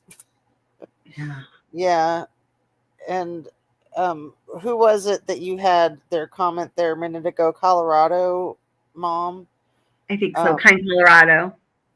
And that's how I have felt since it happened. I have tried to not look at the train wreck. I know. I understand. I get that. There's times when I start to like get into this, and I'm like, this is not what I'm doing today. It brings me to such a bad place. Yeah. But I feel like, we all feel like for Maddie, it has to be, somebody needs to care about Maddie's life. She was such a cute little kid. She was such an adorable little girl. Yeah. I mean, there's a lot of, I think, not so good pictures of her that are out there. And then there's handfuls of super adorable pictures. And I don't think I've seen any video footage of Maddie, but I can imagine that she just had a really endearing animation to her, that. Yeah, there's some video. There is some video footage. I'll find it. But yeah, I mean, she looked just like her dad. But I mean, whether she's like key to the button or not, I mean, her life had all of this value and mattered so much in ways that was never even acknowledged. And it's such a, it's a sin. It's horrible. It's horrible. And if there is no legal punishment for this mother's part and what was done to her, then that's crazy. I do not accept that as a possibility. That cannot be. That cannot be. Yeah, I will not let that be. If that's way too much. We're gonna have to go do some really serious, like legislating or something, because it's just not the case. I mean, there is criminality here, and I hope they pull it out. I hope they charge it, and I hope she pays some consequence for it, because you can't just, what did she say? Living is easy with eyes closed. Well, not always, girlfriend. And I think that's a lesson that this woman needs to learn. Now I know. But then I didn't. I was still believing everything he was telling me. Juvenile robbery suspects utilize the excuse of I was high on bars, I took Xanax, I was blacked out. Right? Every juvenile robbery suspect you interviewed, I was, in your words, medicated, in their words, high, incapacitated, drunk. It's an excuse to avoid admitting what happened. When you say you're medicated, I can't think of an amount of medication that will numb you so bad to numb the fact that the investigation is occurring right in front of your face when you're missing. So being medicated is just an excuse to avoid answering why. Thank you, Kat. You didn't discuss with him what happened.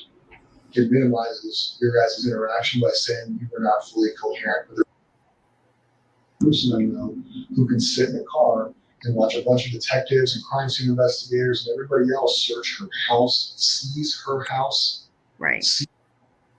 And be so numb that somehow is not ringing bells. He's not overcoming the power of this little medication. There's no way.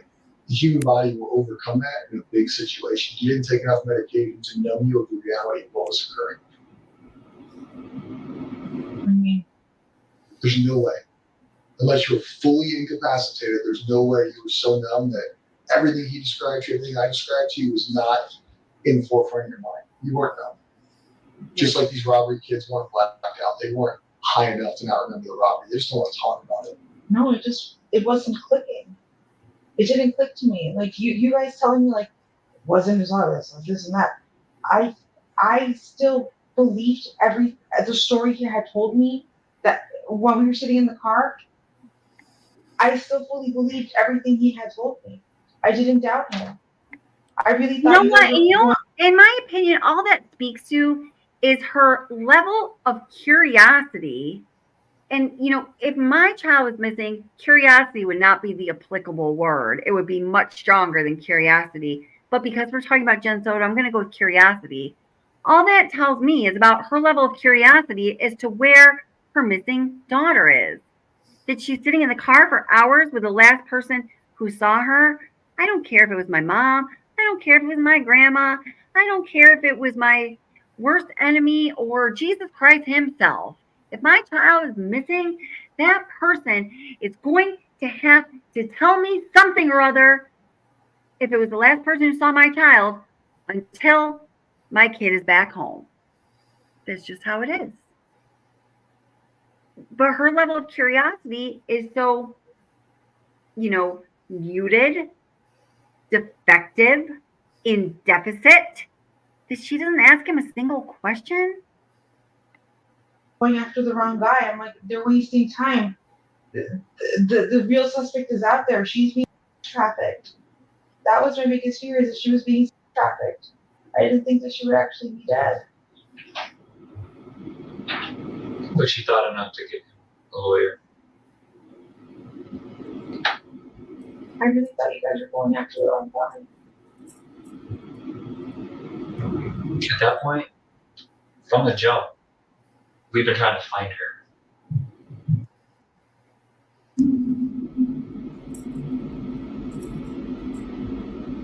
That has been and will be our biggest priority. Him getting arrested for victimizing her was an accident. Nobody discovered that she was a victim because we took his stuff. And I'm like so happy that happened, because if not, this would have continued to keep happening. What? She's not even making sense. No, it didn't make sense. She had been found. I don't know why.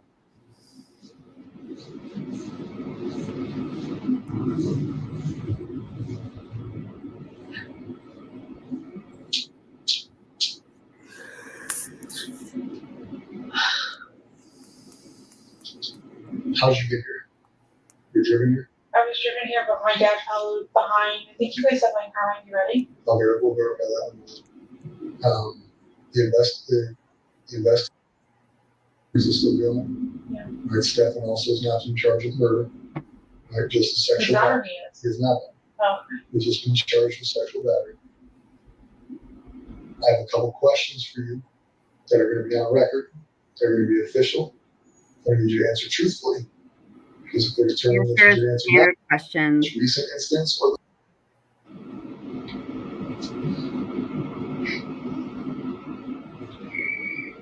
it's not your only opportunity. Your only opportunity phase was you saying swear. Yeah. You actually the only opportunity. Obviously, have numerous detectives' phone numbers. You have numerous agencies' phone numbers, things like that. So realistically, there will be other options for you to ask questions. I don't think I have questions. Okay. I don't have any questions. I was purposely an asshole to you. No, I know. Right. That's so painful.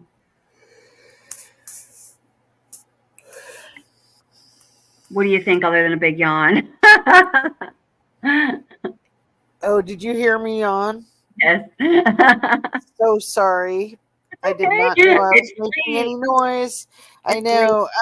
I'm just, I'm keeping up with people's chat, which usually I don't try to do when I'm on live because it's hard to do both. When I'm on but you didn't even want to really have to know more about this case anyway. I drug you up here, so thank you. I wouldn't have come up if I hadn't known some things about the case. So I had, like I said, I had seen a few videos. Ninja Chihuahua is a really good channel that I love, and she's I've done a never heard lot of of. it. Oh, she's so cool. She's from Good. Australia. Oh, She just started her Ninja channel. Chihuahua. Ninja Chihuahua. Okay. I think she just started her channel like, I don't know, less than a year ago, and she was inspired by Kylie Rodney's case. Oh, cool. She does really good work, very, very professional, Nice. and she's done a lot of Maddie Soto stuff, and I've pretty much skipped all of her Maddie Soto stuff until more recently. And so, more recently, I've just kind of gotten hooked into it. Like, look at her Just with the dog. plug your nose and jump in. The water's cold, really Look cold. at her with the dog. That is so Yeah. cute. How old do you think she is in that picture? To me, she Maybe looks like like, 9. yeah, I was going to say, to me, she looks like she's somewhere between 8 and 10. Yeah. Oh my goodness, she's adorable. Yeah. I mean, just the personality that exudes from her in a photo like that. Yeah, when people, and like I know that Stephan Stern's parent, like his mom Debbie was talking, and his dad was talking in this conversation too, talking just about her and her energy and her aura, and that she had a bounce in her step, and she had this like cute sassy way about her and her personality, and there aren't a ton of videos about her because God, it's because not enough people gave a shit about this child in her life. That's why. Like, I feel like because nobody, it's just such a, there's not a lot of videos of her. So we don't get that feel of her personality because the way that she's described by her mother is so in contrast of what I believe her personality, her true self to be, which like radiates and it can be described very well by people that aren't her mother. That dog is pretty cute too. Is that her grandmother's dog? Do you know? I do not know. Is that her dog or the grandma's? I'm not sure. I know they have a dog. I can't imagine that her mom would take care of a pet. No, there's a dog, and the dog it has anxiety too. You might want to know. The dog is very anxious, and if you don't just like put the leash on right, he pees on the bed and things like that. Like, Well, of course, the dog's Kelly, anxious. Look at the environment the dog lives in. Kelly, the Dog dog is victim too. The dog could have seriously been another victim of Stephen's. Oh, Seriously, and because that really messes up pets. They get very anxious. And I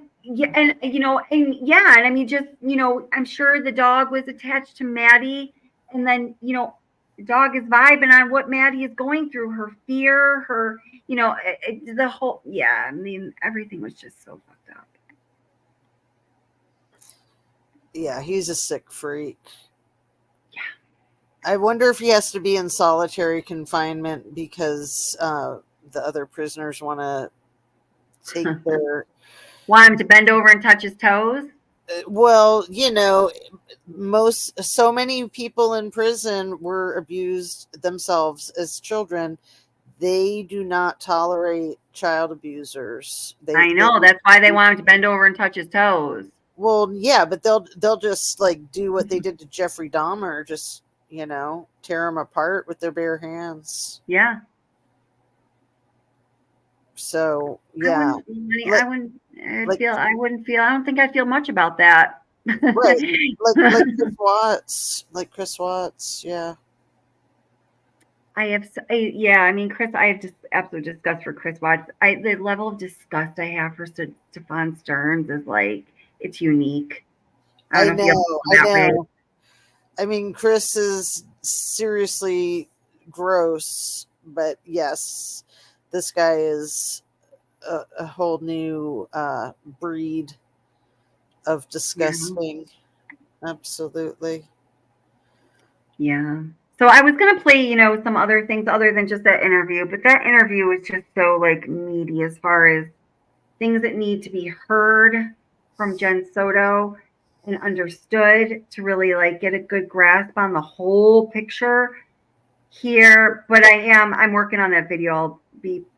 I'll be dropping it tomorrow or Monday. That is bringing in pieces of all of the interview.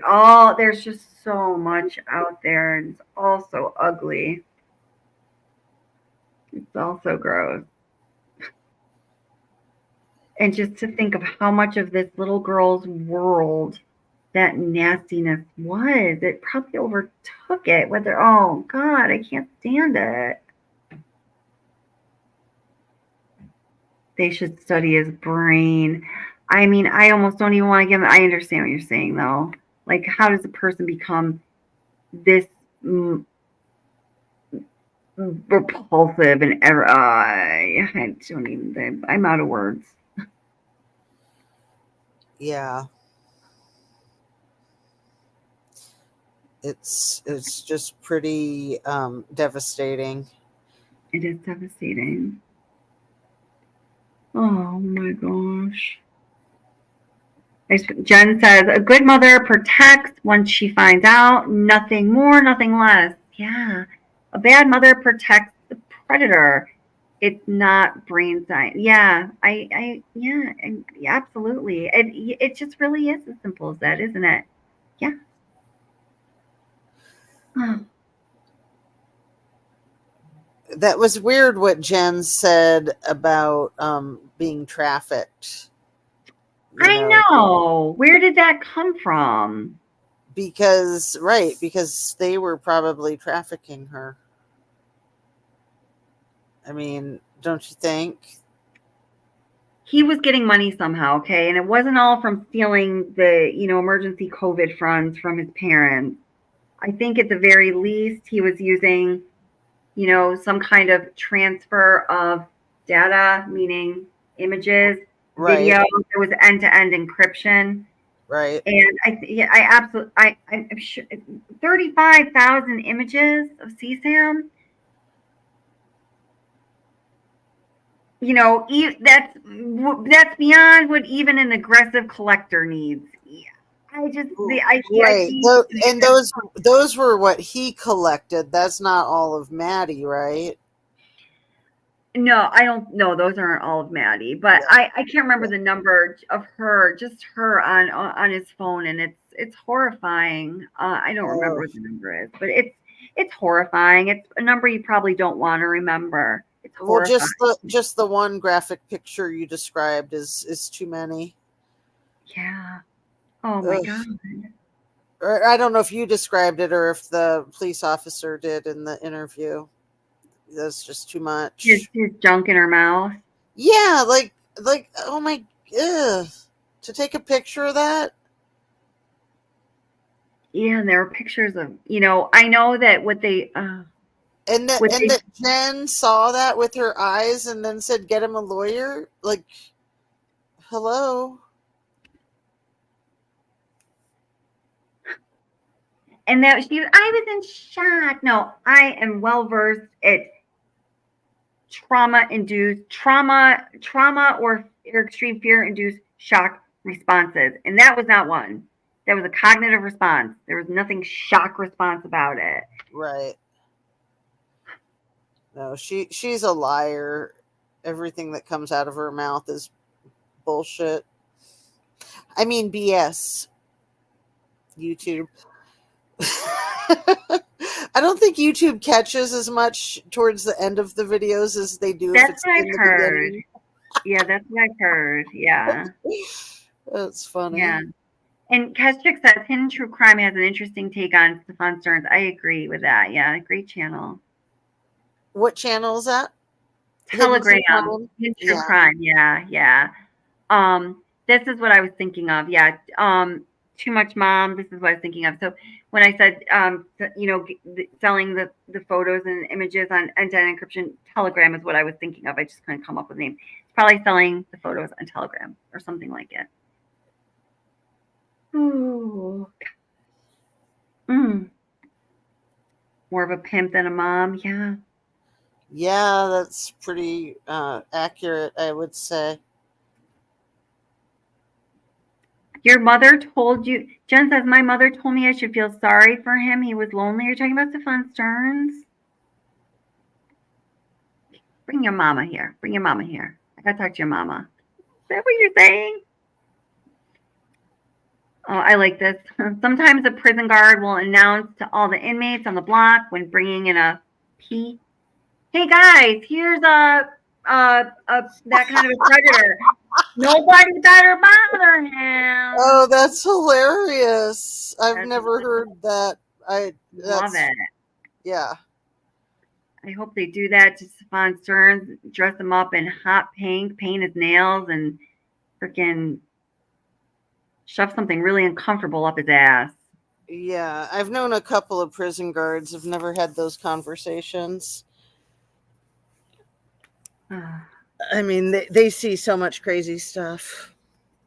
Thank you, Christina Reynolds, for that. I appreciate that. Yeah, I know. Gosh. All right. So, yeah, we're going on almost 3 hours. I can't even believe it. Please let Bubba get him good. Yeah. Yep. Yeah. Let Bubba get him good. When I think of prison guards, I think of a lot of the relationships that happen between people that work in the prison and people that are housed in the prison. That gets pretty funky. Yeah. How so? What regard are you thinking? It's not that uncommon, like I'm forgetting the name of that woman. Was it Vicky or something like that ran off with that guy? They had the same last name, Casey. The guy was like 6'7". She escaped him from jail, and then oh man, I'm sorry, I'm doing such a bad job. It was just this like a year ago. It was a prison guard. She was a sergeant, and I think her name was Vicky and his name was Casey, and they had the exact same last name. Yeah. I know what you're talking about. I can picture that. Yeah. That was so sad, and that kind of stuff is not that uncommon. Yeah. I mean, it's very sad. Oh gosh. That people get the lines blurred like that, Yeah. But I think a lot of women like bad boys, and a lot of women like to know where their guys are. So one way you know where your guy is if he's locked up. So screwed up. It's true. It's just so. If you relate to anything that Justice A through Z just said, please email me at watsobsession@gmail.com, and I will provide you a list of some resources. Seriously though, really, you need help. Let's help you. I hope no one can relate to that for real. Oh God, I know. I get from like a, psychology perspective why people, why that all happens. I get it and I don't get it. You know what I mean? I'm sure you understand that. Like you get it and you don't. Totally. Oh my gosh. I'm just going to put some pictures of Maddie up here as we start to wind down. Thank you so much for coming. I really appreciate it. I really like that one that you had. I really like that one. Yeah. She's a sweet soul. Oh, and everybody, my God, if I haven't said so, Justice A through Z, our girl here has an amazing true crime channel, and you should go check it out and subscribe right now. Don't hesitate right now if you haven't yet. And I'm sorry if I've said that a million times before then, but yeah, we love Justice A through Z. I love it when I catch you live during the day. It's one of my favorites. So Casey White, was her last name White also? Vicky White? I believe so. Yeah. And so this all happened April 29th, 2022. Okay. So a couple of years ago. Yeah. Yeah, here, hold on. I'll show you. Oh, yeah, you know what? I was going to bring a picture. I don't even want to go down that road. It's just too much TV. Yeah, but that's who that is. My brain's just too fried. I wouldn't have any words to accompany what I'd be showing you. Yeah. That's a cute picture of her too. I've never seen that one. Yeah. Does she have green eyes? Her eyes look like a dark green, very unusual. Yeah, I think so. Yeah, it's funny. I was actually looking at it just the other day because in different pictures it looked to me like different colors. Like there looks more anywhere ranging from brown to green to blue. You know, They're maybe beautiful she's eyes. beautiful eyes where the eye color changes with her mood or something. Because yeah, I was just thinking about that. Yeah, like they're practically black. They're very dark brown. Yeah. I love that picture. Look at how cute she is. That's what I mean about how spunky she was. Yeah. I mean, that girl had so much personality. Yeah. So much personality. And one of Stephan Stern's friends, I think his name is Leonard, was on, I think it was Gray Hughes Investigates, and he had met Maddie several times, and he was like in tears talking about her and just what a cute little personality she had. And she had this like little spunky way about her, and it was just so endearing. You could tell that this, you know, person who was just Stephan's friend really like she really got in his heart. You know, he really had like a healthy affection for her, you know, right. like that appreciation for what a beautiful soul she was. Yeah. She just couldn't be any more precious. Yeah. And she seems like she was pretty small too. Like she was, obviously she only just turned 13, but I'm going to bet she was under 5 feet tall. She just seems like a very small statured individual. Look how mature she looks in that picture right there. I know. I was thinking that too. You can really kind of see of how she's gonna like, you know, her beauty as she's becoming a young adult. And you know, in that picture of her in the blue dress, that was the last day of her life on Earth. That picture right there is as stunning as it is. It's also very haunting. I was thinking haunting that whole, yeah, that's exactly, as soon as you start to remark on it, that was the word I had in my mind. Yeah, there is something, I want to go back to, there is something haunting about that picture. Yeah, I mean, just all the crap and what was going on, like, right, all the crap she was dealing with, you can see it in her face and in her eyes. Just look at those big, beautiful eyes. The horror, absolute horror. So sad. How anybody could do what they did. And I say they, not just him. They. I think her mom really needs to be held accountable. I agree with you. I mean, Florida is such a the laws in Florida are so messed up. If she's not held accountable, that's just going to make it an even worse place. I mean, if she's not held accountable, we are going to make so much noise because that cannot be. It cannot be that Jen Soto's role in everything that went down is acceptable in our society. That is not okay. Well, you know how the whole like Florida man thing, like, you know, Florida man ate a crocodile, right. Florida man ran down the street naked. Right. I mean, Jen's going to start a whole Florida woman phenomena, you know? Yeah. I mean, yeah. Seriously. It's like, oh, it's so hot in Florida, it fried her brain and she can't think. She's just there's just, you know, there's something a little off about her, but there's also something a little like she's made up of she's a bad person in a way. Part of her is just I agree. She's not a good person. She's the worst. She's a person who maybe does not deserve to be walking around freely in our society without being taught a lesson, because she does not know how to protect our weak and vulnerable, even when she's directly put in responsibility of them. I was going to say this earlier, and I wasn't so sure, but I think it's maybe pertinent.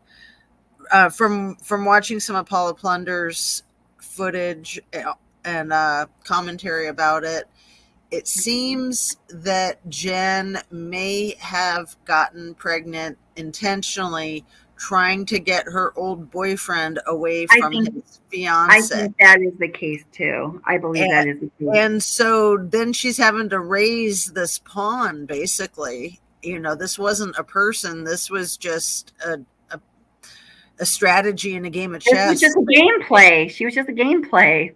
Right. A strategy. Oh, that's a beautiful picture. A strategy in a game of chess that wasn't going her way. And then, you know, I mean, you and I both know, and every person that has kids knows how hard it is to raise your kids, no matter how, oh, baby girl, look at her. No matter how much you want them, no matter how much you had to fight to have them in the first place. Oh, yeah, absolutely. It's challenging, especially as they become teenagers. It's very challenging. Absolutely. Yeah. And when they're no longer your pawn, right? I mean, when they're little, they're a lot more compliant and complacent, even when they're being ornery and that's right. Yeah. And there was so much, I mean, she's a precious soul. She should have been loved. There was so much about her to appreciate. She was such a gift to anyone who's, you know, if Jen didn't want to be your mother, my God, let somebody else have the chance to be this beautiful little girl's mother, you know? And she, oh gosh, I forgot. I lost track of what I was originally going to say. Yeah, there was something else, but yeah, it's just, oh, I think that the vibe that I get is, and it hurts me so much to say this, but I really have come to the conclusion that Jen Soto always, the primary emotion that she had towards her daughter was resentment. Right. And the jealousy with how things were at the end. Yeah, absolutely. You know, and I think, you know, in a way, I almost think that, like, I've just I don't know, just when I'm like playing out, how could this all have happened in my mind? It's like there's a scenario that I tend to lean towards where, you know, Jen saying sending them up to room 4 by themselves was almost a punishment to Maddie because she was jealous of her because she could sense Stephan's affection and attention, even as perverted and wrong as it was because of him, towards Maddie versus that he felt towards her. And there was jealousy and resentment. And it was like there's a scenario where I see it is she was punishing her. Right. Right. Oh, I hear you. I think that's really astute, Kelly. I think that's very astute. And that's like both almost like the most disgusting version of how things, you know what I mean? It's like everything that happened, plus the reason it happened is because of her jealousy and she was punishing her. It's just like, it doesn't get any uglier than this. And it's such like a juxtaposition looking at this beautiful little child. And that's why we need to make sure there is justice for Maddie. Like for real. There has to be. I agree. You can't allow there to be another option. There cannot be. Yeah. Well, girl, I'm going to sign off. And thank you so much for having me on.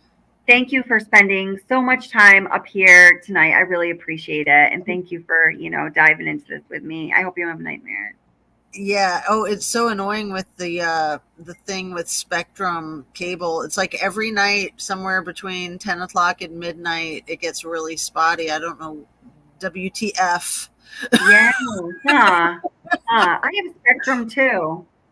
Oh, that was really frustrating with the connection for the StreamYard. But yeah. All right. I'll hop down and I'll stay in the chat. So thanks again, hon. Good night. All right. Thank you so much again. I'll talk to you soon, sweetheart. Yep. Talk to you later. Take care. Everybody go check out Justice A through D's channel.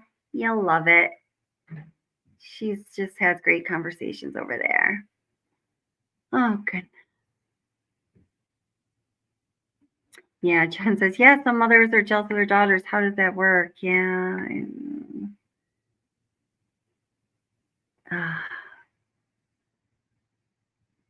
Oh, poor Tracy. I get so upset my handshake and I can't spell. Oh, it's upsetting stuff.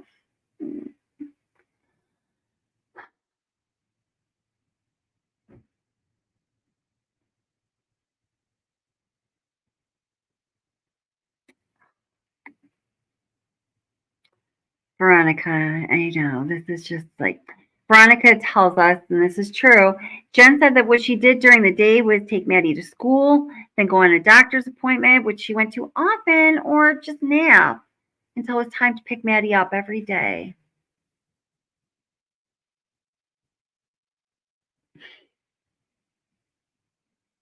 All that time, she could have been planning something special to do with Maddie so she felt loved and so they had good memories together and like experience interactions, a relationship.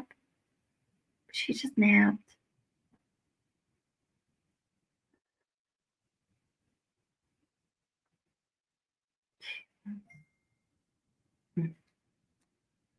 What's the lady's name? Her channel is Justice A through Z. Can one of you guys put a link to her channel in chat, please? And I'll put in the description too. Justice is waiting, no mercy. Amen to that.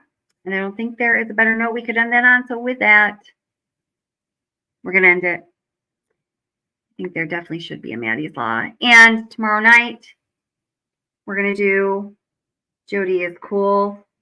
Put this in my head somehow through a comment. So we're going to thank her. We're going to do a Watts classic, and we're going to go back. We're going to go back to all of those fundamental things that we have always been fascinated about. With this case, for example, need security camera footage of Nicole Kessinger. I mean, somebody in the Watts driveway, etc. I've got a really good one put together for you. So that's going to be at 8 because I have to work Monday morning. So it's going to be 8 p.m. Eastern, New York time. So it's like an hour or an hour and a half earlier than when I usually schedule them or start them. And I know when I schedule them and start them, there's a discrepancy between those two items. And thank you for your patience. I do appreciate your time, and I do appreciate all of you very, very, very much. And once again, Artemis Prime, good night, brave truth seekers. Fight the good fight. Amen to that. Thank you, Artemis Prime. And again, thank you, Justice A through Z. Saves lives for coming on panel tonight. Everybody go check out her channel, and I hope to see you tomorrow night. Justice for Maddie. She deserves it.